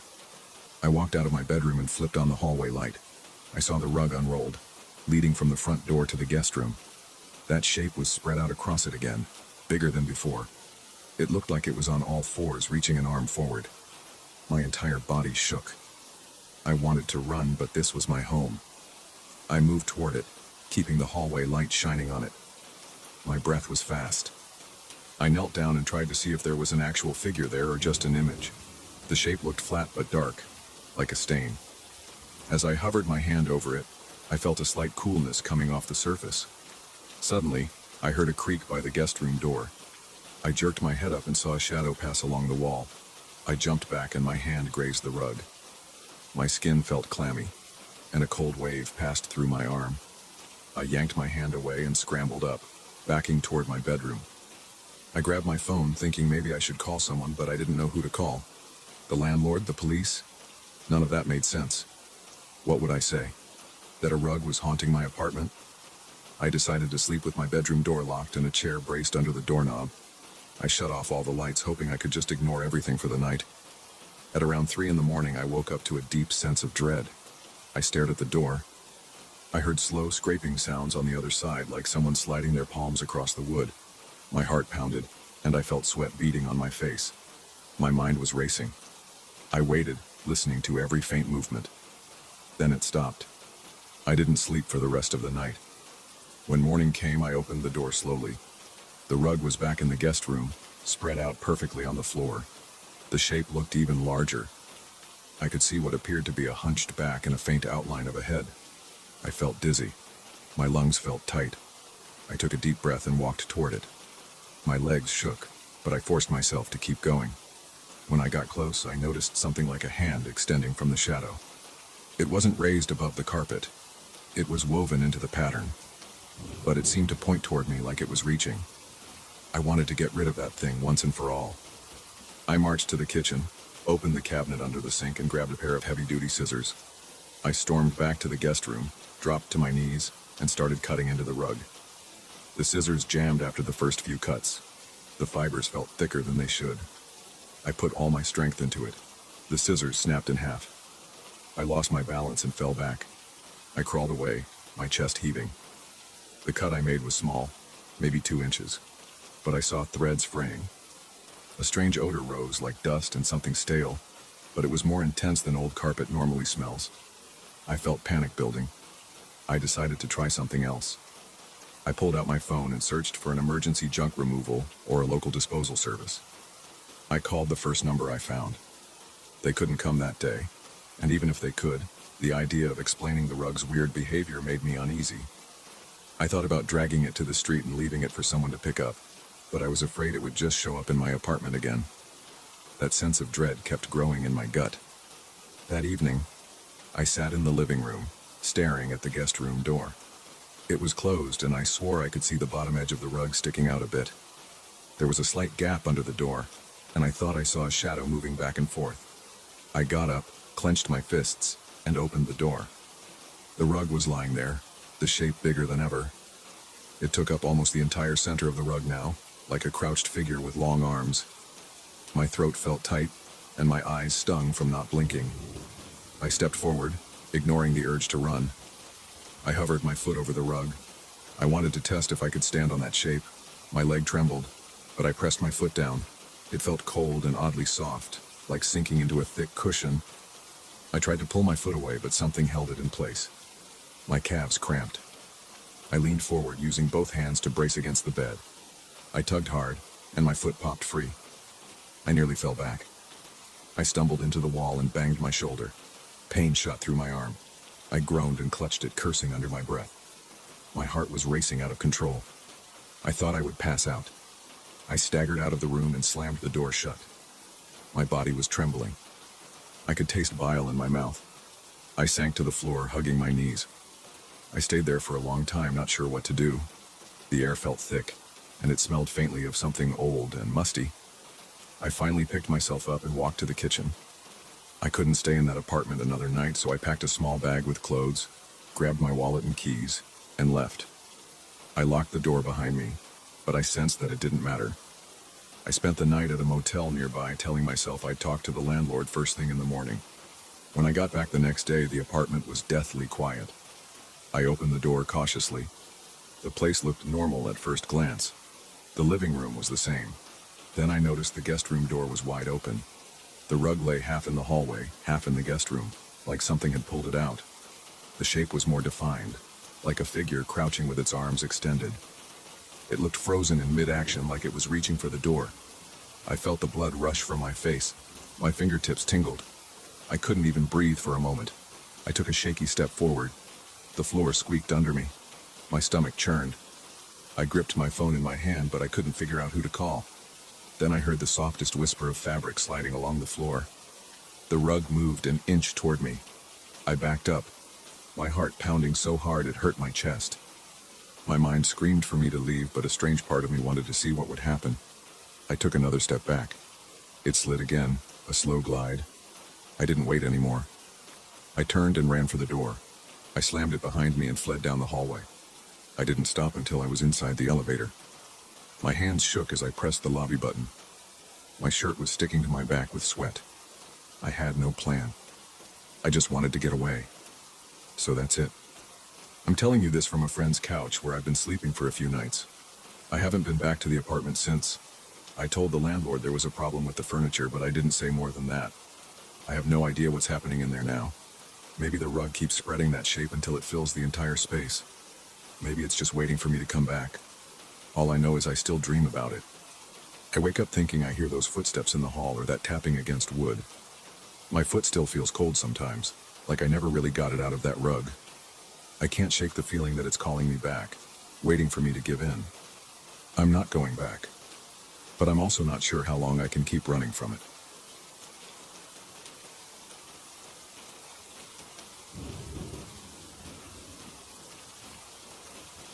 I never wanted to spend a week in an old country house during storm season, but I needed some time alone. The place looked cheap and quiet in the photos. I thought it would help me clear my mind, get away from traffic and noise, and maybe focus on my writing. When I first pulled up to the driveway, the house looked fine on the outside. It had a wide porch, a few large windows, and a roof covered in dark shingles. The yard was a bit overgrown with some weeds and tall grass near the fence, but I shrugged it off.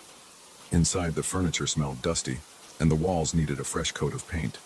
There was a slight creaking from the wooden floorboards, especially near the living room window. I figured it was just the natural settling of an old structure. I had no clue what would happen over the next days. I had no clue about the footsteps, the scratching, or the strange laughter. If I did, I might have turned around and driven back to the city without unpacking. On my first night, I cooked a quick meal with some groceries I brought along. I boiled pasta, made a small sauce, and ate at a small wooden table in the living room. The overhead light flickered a bit, which made me uneasy, but I decided it was just faulty wiring. After dinner, I checked all the windows. I made sure they were locked, then headed to the bedroom at the far end of the hall. It was colder than I expected, so I turned on a small electric heater in the corner. Then I lay in bed and listened to the quiet. No cars, no sirens, just the gentle rustling of leaves outside. I felt relieved that it was peaceful, and I drifted off to sleep. Around midnight, I woke up because I heard a soft thump above my head. At first, I assumed it was an animal, maybe a raccoon or something running across the roof.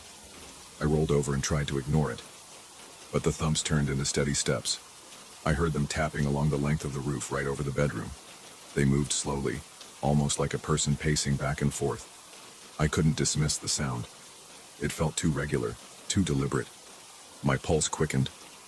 I sat up, turned on the lamp beside the bed, and waited to see if it stopped. The steps went on for a while, then stopped abruptly. I didn't hear them anymore that night, so I eventually fell back asleep, though my body stayed tense. In the morning, I thought maybe I had imagined the entire thing. I got dressed and went outside to see if there were any signs of an animal. The yard was damp, and I noticed water dripping from the gutters. I circled around the house with my coffee mug in hand. There were no obvious footprints on the ground near the walls, but something caught my eye on the side of the roof. A few of the shingles looked off color, like something had scratched away some of the grime. I used a small ladder I found in the garage to climb closer. When I got near the top, I saw faint prints. They looked like footprints, arranged in pairs, but smaller than a typical adult human foot. I felt a chill. The space between each pair of prints looked narrow, so it appeared like something had walked upright. I tried running my hand across them to see if it was just discoloration. My fingers bumped against shallow grooves. I pulled back. Whatever made those marks had some kind of claws or sharp edges. I didn't know what to make of it. I climbed down carefully, feeling uneasy. I had the urge to drive away and never come back, but I told myself it must have been some weird animal that somehow stepped like that. That second night, I stayed up later. I read an old book I found in one of the living room drawers.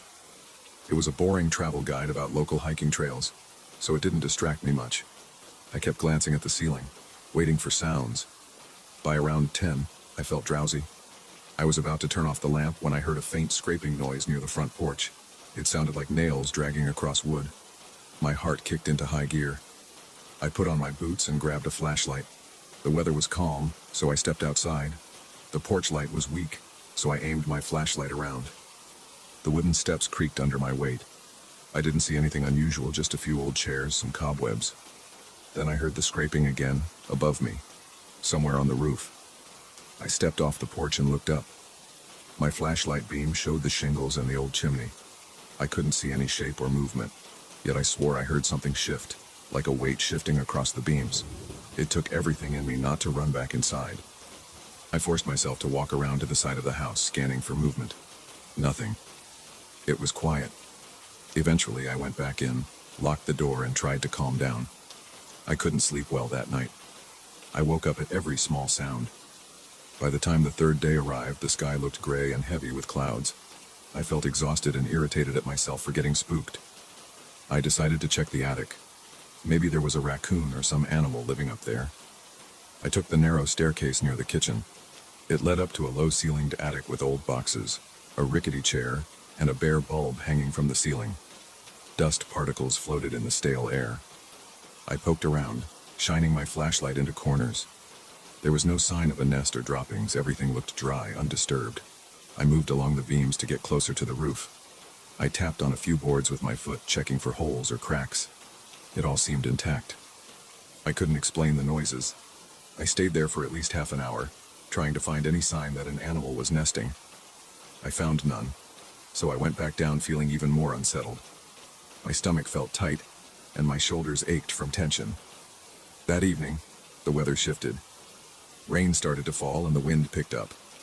The house groaned a bit under the gusts. I paced around the living room, occasionally peeking through the windows, but the storm made it hard to see anything outside. Around 9, the power flickered. The lights dimmed twice, then came back. I decided to prepare some candles just in case. While rummaging in the kitchen drawers, I heard something odd, a muffled laugh.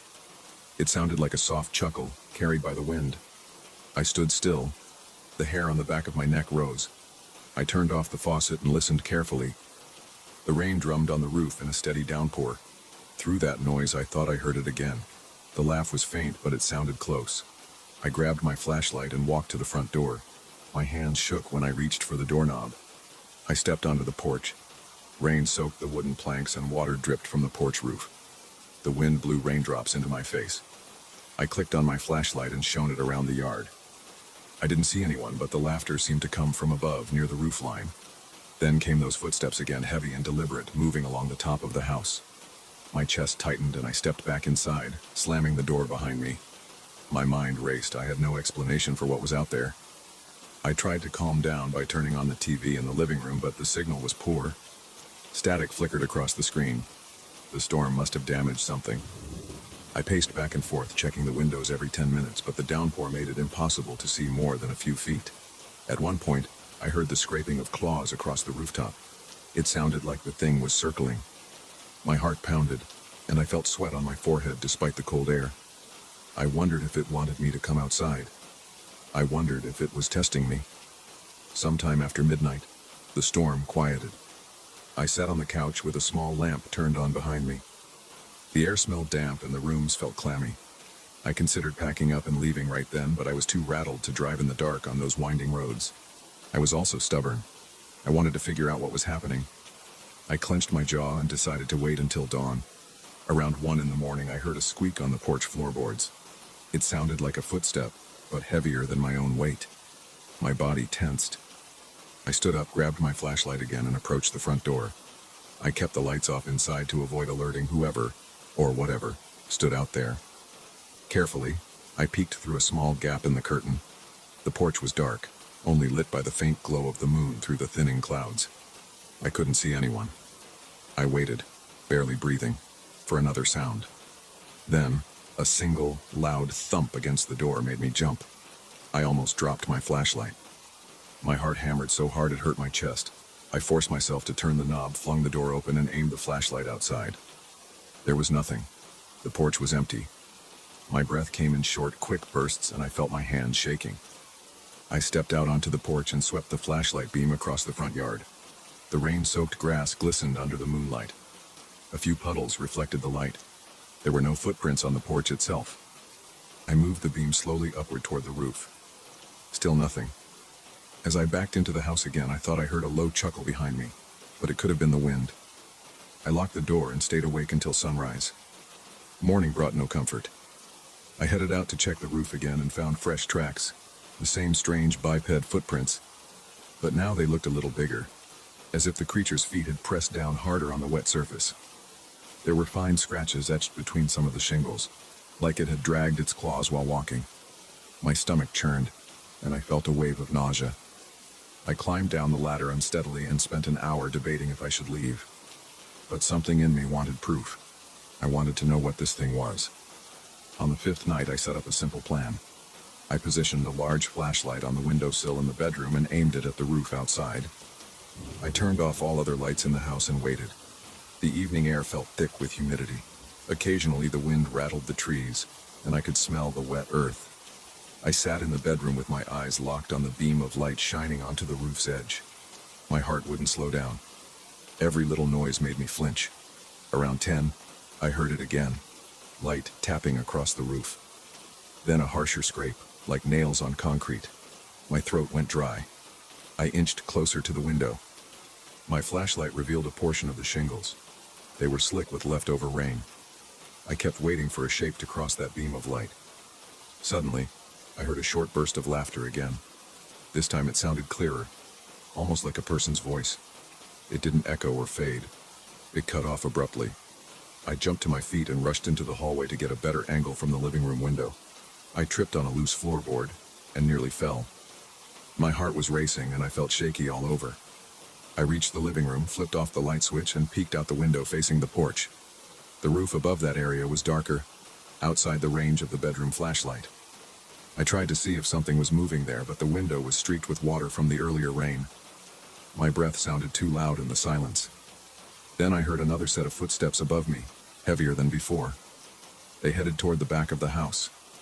I ran into the kitchen, which had a small window overlooking the rear. I flicked on the outdoor floodlight. It illuminated the backyard, but the roof remained shadowed. No sign of anything. I stood there, adrenaline coursing through my veins, until I felt dizzy. My legs felt weak and my mouth tasted dry. I forced myself to swallow and think. If I went outside, maybe I could catch a glimpse of it. That idea made my chest tighten with dread. The memory of those footprints and the laughter kept me rooted in place. I didn't want to be lured into some trap. At the same time, I was sick of feeling cornered. Finally, around 2 in the morning, I shut off the floodlight and retreated to the living room. I sank into the couch, glaring at the ceiling.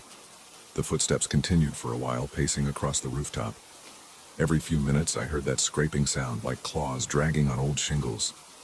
My head pounded and I felt sweat beading on my forehead. There was nothing I could do except wait for daylight. By the 6th day, I was exhausted. My eyes were bloodshot, and my hands shook whenever I tried to pick up my coffee cup. The weather forecast warned of another storm that night. I knew it would bring more noise and maybe more of those quiet laughs. I spent the day double-checking the attic, walking the perimeter of the house, and searching for any logical explanation.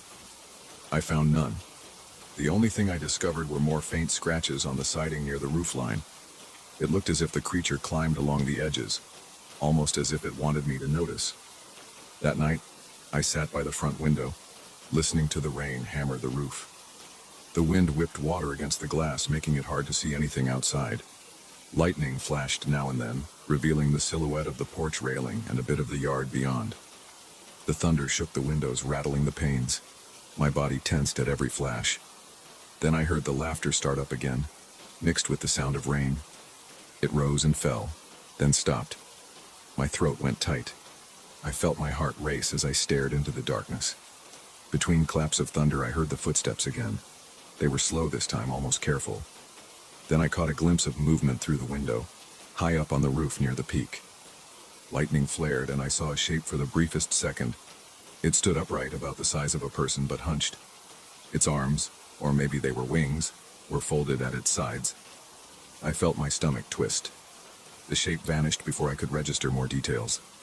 Another flash lit the rooftop, but it was gone. My hands shook on the windowsill. I stumbled backward, trying to make sense of what I saw. The presence didn't show itself again that night, but the footsteps continued until dawn. I lay in bed, covers pulled up to my neck, feeling every beat of my heart throb in my ears.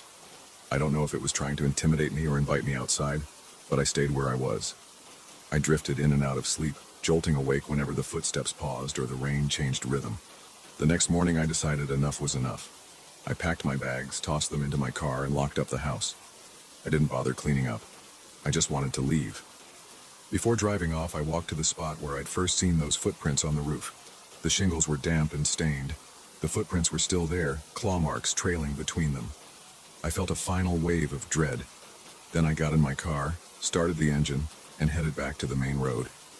I left that place behind, but I can still picture those prints. Sometimes I wake up, sure I can hear those slow steps across a rooftop, waiting for someone to investigate. I don't know what it was, and I don't think I ever want to find out. But I remember its laughter mixing with the rain, and that's enough to keep me awake at night.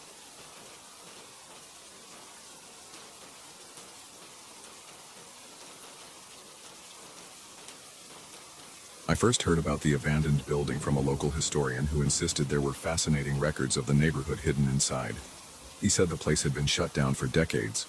Most people claimed there was nothing valuable left. But I felt a pull. I can't explain it in any complicated way. I just wanted to see it for myself.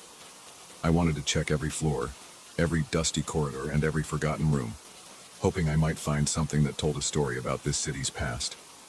I reached the main entrance in the late afternoon. The front doors had broken glass scattered around the concrete steps. I could see a few old boards hammered across one side of the doorframe, but there was enough space to squeeze through if I ducked. I tried not to make too much noise when I entered, although it probably didn't matter. The place was obviously deserted. There was a faint smell of old books and stale air. My boots echoed on the cracked tile floor. I immediately took out my notebook and wrote down the date, the time, and my first impression. This building feels heavier inside than it looks from the outside. I don't know why I wrote that. Maybe I just sensed something off about the atmosphere. I started on the ground floor and worked my way up. Most of the lower floors looked trashed. Graffiti on the walls, broken pieces of furniture, shattered windows. I found some old newspapers piled in one corner of a hallway. They were from decades ago, yellowed and brittle.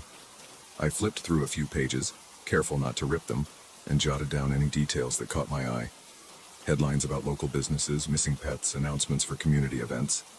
Nothing dramatic, but I still took the time to record it in my notebook. That's what I do. I collect small pieces of history so I can piece together a bigger picture later. By the time I reached the 10th floor, dusk was settling in.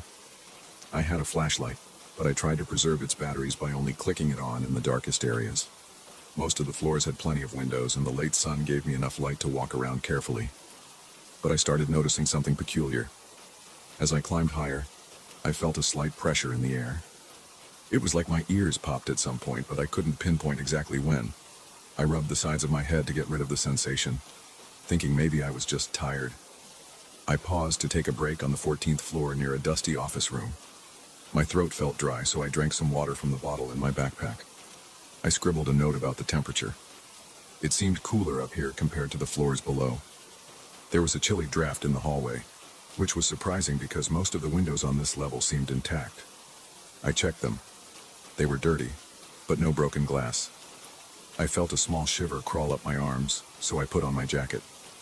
At the 15th floor, I started hearing a soft noise. At first, I assumed it was just the wind or some loose fixture, but it had a strange quality. It was low and long, like a faint whistle. I paused, clicked on my flashlight, and scanned the area. There was a big room filled with scattered chairs and old desks. The windows were boarded up, so I had to rely on my flashlight. I walked around, aiming the beam in corners. Dust particles swirled in the air, reflecting the light. I couldn't see any open vents or big cracks, so I couldn't figure out where that whistling was coming from. I tried not to let it bother me, and I continued taking quick notes about the furniture and the scattered papers on the floor. I decided to keep climbing. The building supposedly had 16 floors plus some rooftop access. I wanted to check the top floor, then maybe the roof if it was accessible. The stairwell got narrower as I went up. The lights obviously didn't work, so I moved step by step, shining my flashlight on the cracked walls. The air felt even colder. My breathing turned shallow, and my jacket didn't seem enough to keep me warm. When I got to the 16th floor, I noticed there was only one hallway leading to a single door on the left. I expected several doors, but this floor looked different from the rest. The walls were a dull white, stripped of paint in patches. There were no decorations, no leftover furniture, nothing. I tried the doorknob. It turned with some resistance, creaking loudly. I pushed the door open and stepped into a large, empty space. The first thing I saw was a single window on the opposite side of the room. I kept the flashlight pointed at the center of that room. My heart pounded because it was eerily silent, except for that faint whistle I'd heard before. But now it sounded more like a soft hiss. I pointed the flashlight toward the window and noticed it was closed. The glass looked grimy and scratched. The window was set in a metal frame, and there didn't seem to be any cracks or holes. I stood there for a moment, taking in the silence. Then I heard it. My name. It was quiet but clear, and it seemed to come from the direction of the window. I froze. My breath caught in my throat. My mind raced. I lifted my flashlight higher and stepped closer to the window. My name came again, a hushed, drawn-out sound that made my hair stand on end. I thought maybe it was the wind somehow forming sounds, or maybe a trick of my imagination. But I felt sure I heard it distinctly. I whispered, "Who's there?" I got no reply, just that slow hiss that almost resembled speech. I grabbed my phone. I thought I should record this. I opened a voice recording app, pressed record, and spoke into it saying, "It's January 12th. I'm on the 16th floor. There's this strange sound near the window." Then I paused to let the phone capture the hissing noise. I waited at least 15 seconds, listening. My heart pounded in my ears. After a while, I stopped the recording and played it back. All I heard was static. There was no voice, no hiss, nothing else. Just a low, crackling static. My own voice was gone, too. It was like the phone hadn't recorded me at all, just a buzz. I tried again, asking questions out loud, waiting for a response, and then playing it back. The same result. Total static. I felt a wave of anxiety. My hands got clammy. I kept wiping them on my pants. I moved closer to the window, but I didn't touch it. I shone my flashlight across the glass. I noticed faint fingerprints on the surface. They looked old. Then the hissing returned, and it sounded like it was saying my name again. My stomach twisted. I reached out to the window frame, thinking I might open it, but I stopped myself. It felt cold to the touch, almost like metal that had been sitting in a freezer. I pulled my hand away. Time passed without me realizing. I checked my watch and saw it was around 7 p.m. The sky outside had darkened. I could see only a dim glow through the dusty glass. The rest of the floor remained pitch black, except for the circle of light from my flashlight. My heart rate started to slow down a bit as I took a few deep breaths. I told myself I'd just do a quick check of the window lock, then head back downstairs. I reached for the lock. It was stiff, rusted, and covered in grime. But while my fingers hovered over the latch, I heard a distinct thumping sound. It came from the glass itself, like a gentle knock. I jumped back, nearly dropping my flashlight. The thumping repeated in a steady rhythm. It sounded like a heartbeat. I don't consider myself a superstitious person, but that moment shook me. My arms broke out in goosebumps and I felt a tingle along my neck. I was alone in that large, empty room. The only object there was the window. It looked ordinary, except it sounded like it had its own pulse. I edged backward. My legs felt weak. I backed into the door I'd come through. My mind ran in circles, trying to come up with a logical reason for what I was hearing. Then the hissing came again, more insistent this time. It stretched out my name with a metallic echo that made my teeth clench. I considered leaving right then, but curiosity got the best of me. I set my backpack on the floor, rummaged for my small audio recorder. I use an old digital recorder sometimes for interviews or notes. I figured maybe the phone's microphone was defective. I pressed the record button, held it out toward the window, and stared at the glass. The noise continued, the same rhythmic thumping and that strange hiss. I whispered a question. "What do you want?" The hiss didn't form words, but I felt like it was calling to me, urging me closer. After a few minutes, I stopped the recording and played it back. Static. The entire track was a wash of static with occasional pops. No voice, no hissing, no heartbeat, just a dull crackle. I felt my pulse hammering in my ears. My chest tightened, and I had trouble inhaling. I blinked away the sweat dripping into my eyes. I wasn't sure if I was imagining this. Everything around me felt heavier. My head pounded, and my shoulders tensed. I tried to calm myself by taking slow, deep breaths, but the air felt thin. I looked at the window again. It seemed to glow, very faintly, like it had a small internal light. I switched off my flashlight to see if I could notice it better. There was definitely a dim pulsation. Every few seconds, the glass brightened just a bit and then dimmed, in sync with the thumping sound. My body reacted before my mind could process it. My heart rate spiked again. I flicked the flashlight back on, feeling safer with some light in my hand. I stepped closer to the window. I reached out a trembling hand to the latch. My name whispered again, urgent and drawn out. My breath caught in my throat. I gripped the latch, feeling the rust scrape against my fingers. A jolt of cold shot through my arm, almost painful, like I had touched dry ice. I yanked my hand back. My fingertips tingled. I shook my hand, trying to get the feeling back. I stared at the latch. It hadn't budged. I kept hearing the voice whispering my name, but I noticed something else. My name was being repeated with the same cadence each time, like a loop. The voice never changed pitch or speed. It sounded unnatural. That made me feel even more uneasy. It was like a recording stuck on repeat. I tried to speak out loud again. "Stop it." My voice echoed in the empty room, and for a second, the whispering paused. Then it resumed, more urgent. I decided I needed a moment away from this. I stepped back to the door, opened it, and went into the hallway. I leaned against the wall, breathing hard. My shirt clung to my back. My body felt hot despite the cold air. My mind raced, thinking about what I should do. I didn't want to leave empty-handed, so I grabbed my notebook and wrote down everything that happened. The hissing voice, the heartbeat sound, the window pulsing. I tried to keep my handwriting steady, but my hand shook a bit. While I scribbled my notes, I heard a soft tapping behind me. I turned around, shining my flashlight back into the room. It was empty. The tapping continued, coming from the window.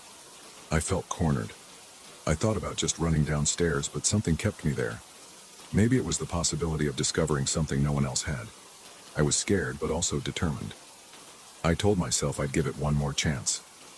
I'd try to open the window just to see if anything changed. Then I'd leave. I entered the room again, stepping carefully. My boots scraped the cracked floor. The tapping grew louder as I approached. The window's glow pulsed, and the cold draft in the room intensified. I could see my breath in the beam of the flashlight. I slowly reached for the latch again. The voice continued, hissing my name, repeating in a loop. My heart thudded in my chest.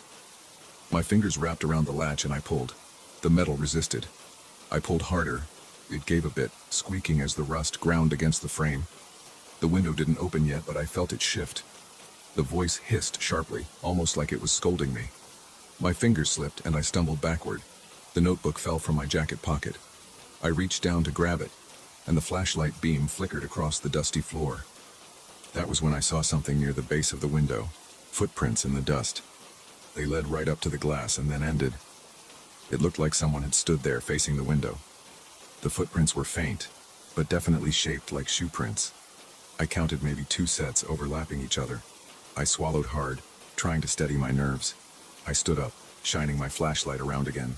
The hiss drew my attention back to the window. It felt like something was on the other side, waiting. My hands tingled and my stomach tightened. The latch was partially undone. I stepped closer. I tugged on it again, ignoring the cold bite on my fingers. The voice hissed louder, then dropped into a low moan. I felt my spine tense. My muscles jerked, but I kept pulling. The latch gave another inch, and I felt the lock release. The window didn't swing open on its own. It stayed closed, but now the lock was undone. My heart hammered. My mouth went dry. I stood there, uncertain. I lifted my free hand and pressed my palm against the glass. It felt like ice. My breath came out in quick bursts. The glass vibrated under my hand, like there was a pulse inside. I shut my eyes for a moment, but I couldn't keep them closed for long. I pulled my hand away. The glass was dry, but my palm felt damp with sweat. The voice repeated my name again, stretched out, almost quivering. I couldn't record it. I couldn't prove it. I just knew it was there, urging me to cross some threshold. I thought about what might happen if I opened that window completely. I can't explain the feeling. My mind was split between terror and a strange sense of curiosity. I felt shaky. My legs trembled. My heart pounded so loud it hurt my ears. I looked at that window for a long time. The building around me felt silent, as if everything else had stopped existing. I finally stepped back. I bent down, picked up my notebook and stuffed it into my backpack. I felt a surge of adrenaline, like I needed to get out of there. I didn't want to open that window. I didn't want to find out what might happen. The voice kept hissing, calling my name. The glass kept pulsing. My body felt tense and drained at the same time. I walked backward toward the door, never taking my eyes off the window. My flashlight's beam caught glimpses of the dusty floor and walls. I grabbed the doorknob behind me, turned it, and slipped back into the hallway. As I headed to the stairwell, the sound of the hissing grew fainter. By the time I reached the first set of stairs, I could barely hear it, but I felt it echoing in my ears. I hurried down the steps. My breathing was fast and my chest felt tight.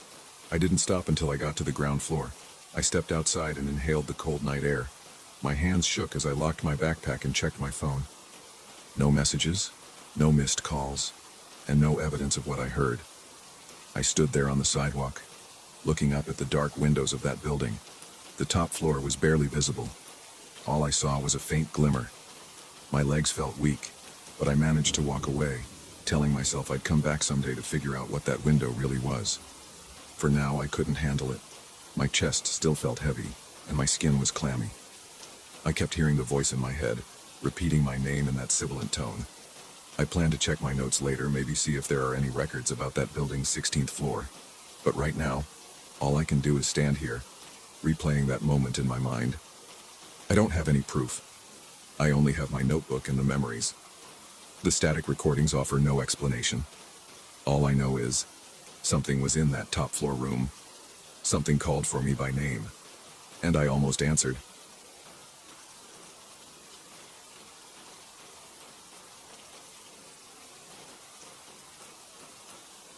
I never expected to find a narrow passage inside the walls of my own home. The building is old, sure, but I figured any hidden spaces would have been sealed up or discovered long ago. That all changed the night I heard the scratching, sharp, irregular sounds that came from somewhere near the living room. I thought it might be rodents at first. I even set a couple of traps, but nothing turned up. Then the scratching turned into faint scraping noises, almost like nails against wood, and I knew it wasn't coming from any animal. I listened carefully, trying to figure out where the sounds originated. I traced it to a corner by the fireplace, and that's when I noticed a thin sliver of space behind the wall. It took me a few tries to move the heavy armchair and slip a thin flashlight beam through the gap, but I saw an opening, and that's how I found the passage. I rent the top floor of a century-old apartment building. The place has thick walls, ornate moldings, and floors that creak with every step. I like the character of it, but I've also had to deal with weird plumbing and outdated wiring. Still, I never suspected there might be something hidden behind the plaster. My curiosity took over, and I spent the rest of that evening chipping away at the brittle material around the gap until I could fit my shoulders through. The passage was just wide enough for me to slide in sideways. I remember pressing my ear to the opening before going in. I heard nothing but my own breathing. Then I squeezed inside. The interior of that space was cramped. My shirt snagged on rough edges of old wood. I felt dust clinging to my skin and hair, and the air smelled stale, like rotted drywall mixed with something moldy. As I moved forward, the beam from my flashlight revealed a dark, claustrophobic corridor running between the plaster and the outside wall. It connected to other hollow spaces behind the structure, almost like a maze. At that moment, I felt a surge of adrenaline. Part of me wanted to back out immediately, but I pushed forward, drawn by the idea that there might be more to discover. A few yards in, I came across markings on the wooden support beams. They looked like letters, but they weren't in any language I recognized. They were carved deep into the wood with small, rough edges that made me think they were old. My heart thumped harder as I ran my fingers over the grooves. I felt something gritty in the carved lines, like dried residue or dust. The more I saw, the more unsettled I became. There were symbols, too, circles and triangles arranged in patterns. I had no idea what they meant. I took some quick photos with my phone and tried not to think about what kind of person had left these inscriptions. That first trip into the walls lasted about 20 minutes before I got too anxious to continue. My knees were shaking, and I kept imagining that the narrow space might collapse on me. When I finally backed out and returned to my living room, I noticed the armchair was in a slightly different position than I'd left it. It was almost unnoticeable, just a few inches off. I assumed I'd bumped it when I came through, so I brushed it off, but the seed of unease had been planted. The next day, I couldn't stop thinking about what I had found. I woke up early, feeling unrested and tense. I grabbed a coffee, stared at the portion of the wall I had chipped away, and decided to investigate more thoroughly. I told myself I'd set up my phone to record audio in there, just in case. I folded a small digital recorder in my jacket pocket, and then slipped back into the passage. This time, I went farther. The corridor was tight, and I had to turn sideways to slide between certain beams. My flashlight occasionally caught glimpses of other inscriptions, more of those strange letters and symbols. Some were etched directly into the brick, not just the wooden studs. I also found old nails hammered into the beams in clusters. They looked handmade, with irregular shapes. About 10 minutes in, I started hearing soft creaks like wood expanding under weight. It didn't sound like my own movements. It came from somewhere ahead of me. I froze, pressing my back against the rough wall. My heart pounded so hard it made my ears ring. The light from my flashlight wobbled across the boards. I tried to steady my breathing, telling myself it might just be old beams settling. But the noise came in short bursts, like footsteps. Then it stopped. I couldn't see anything out of place, so I took a few more steps forward. My foot brushed against something on the floor, a small metal object that clinked against my shoe. I bent down and picked it up. It was an old key, rusted and worn. I held it in my palm, wondering how it got there. My body felt cold, and I realized I was sweating. I continued until the passage opened up slightly into a vertical shaft that ran along a row of pipes. From there, I could see faint lines of light seeping through the cracks of the wall. It looked like I was behind my bedroom closet or maybe near the hallway. I couldn't tell for sure. The air felt heavier in this spot. There was a foul smell that reminded me of wet basement floors. I tried to keep breathing shallow. Then the scratching started again, behind me this time. I spun around, shining my flashlight across the corridor. Nothing moved. But the sound persisted, as if something was raking its claws against a beam. It only lasted a few seconds, then silence. I decided I'd had enough. I slowly made my way back, careful to keep my flashlight pointed ahead so I could see where I was going. The entire time, I felt like I was being watched. I was relieved when I stepped back into my living room. After that second exploration, things got stranger in my apartment. I started noticing small changes in the layout of the furniture. My coffee table would be slightly angled one morning, or the bookshelf would have a gap on the left side instead of the right. I asked the landlord if he had come in while I was out, but he denied it. I tried to dismiss these oddities, but every time I turned around, something else seemed off. The floor plan felt different, as if certain walls had shifted. I could have sworn the hallway to my bedroom was narrower one afternoon than it had been the day before. I even measured it in desperation, but the numbers were inconclusive. I thought I was going crazy. I decided to confront my confusion by going back into the passage. That was my third time. I felt driven to record everything on video, so I strapped a small camera to my forehead with a headband. I tested the light, the focus, then climbed into the gap again. This time, I ventured deeper than before. I crawled through a portion that required me to duck under some pipes. The floor felt damp in places, and every so often I heard creaks above me, like someone walking overhead. But I lived on the top floor. Nobody should be above me. The realization made my stomach knot up. I wanted to turn back, but I forced myself forward. As I turned a tight corner inside the wall, the camera light illuminated more inscriptions on the beams. They looked more intricate, like they'd been carved with care. Some of the letters had lines crossing through them. Others were repeated so many times they formed entire blocks of markings. I ran my hand over one set of symbols and felt how deep the carving went. My fingertips brushed over jagged edges that felt fresh, not worn smooth by time. That made me jump back. I turned the camera toward the floor and noticed footprints in the dust. They were faint, but they definitely weren't mine. The size seemed similar to my own shoe, but I could see the pattern of a different tread. My legs felt weak. I thought about leaving, but I pressed on, determined to see where this would lead. A few steps further, I came to a junction that branched into two narrow paths. The right path led deeper into darkness. The left seemed to angle toward a part of the building I hadn't checked yet. I took the left, heart pounding, trying not to breathe too hard. The corridor ended at a wide section of rotted paneling. There was a large set of symbols painted, not carved, on the panel. The paint looked dark, maybe black or brown. I couldn't determine its exact color with the flashlight. I leaned in, seeing that the lines of paint were bumpy, as if it had been layered on thick. And then I heard a whisper. It sounded like a single word, very faint. I snapped my head around, shining the light behind me. No one was there. My breath caught in my throat. I stood absolutely still, straining to hear anything else. Only silence. I tried to calm down by wiping the sweat off my forehead. Then I took a closer look at the painted symbols. I could see letters that resembled the earlier carvings, plus a new shape, like an elongated hexagon with small lines radiating from each corner. I didn't understand any of it. I just felt dread rising in my chest. Suddenly I heard a soft scratching again, from the direction of that rotted panel. The wood quivered, like something was on the other side. My arms prickled with goosebumps. I held the camera steady, but my flashlight flickered. The batteries were starting to die. I cursed under my breath. Then the scratching turned into a faint tapping, followed by what sounded like a low moan. I'd never heard anything like it. It wasn't an animal. It was too deep, too deliberate. I backed away, almost tripping over a loose board. That was it. I knew I had to get out. My body felt hot, and my shirt clung to my skin. I retraced my steps as fast as I could without losing my footing. The entire time I thought I heard soft footsteps following me, but every time I turned around, I saw nothing.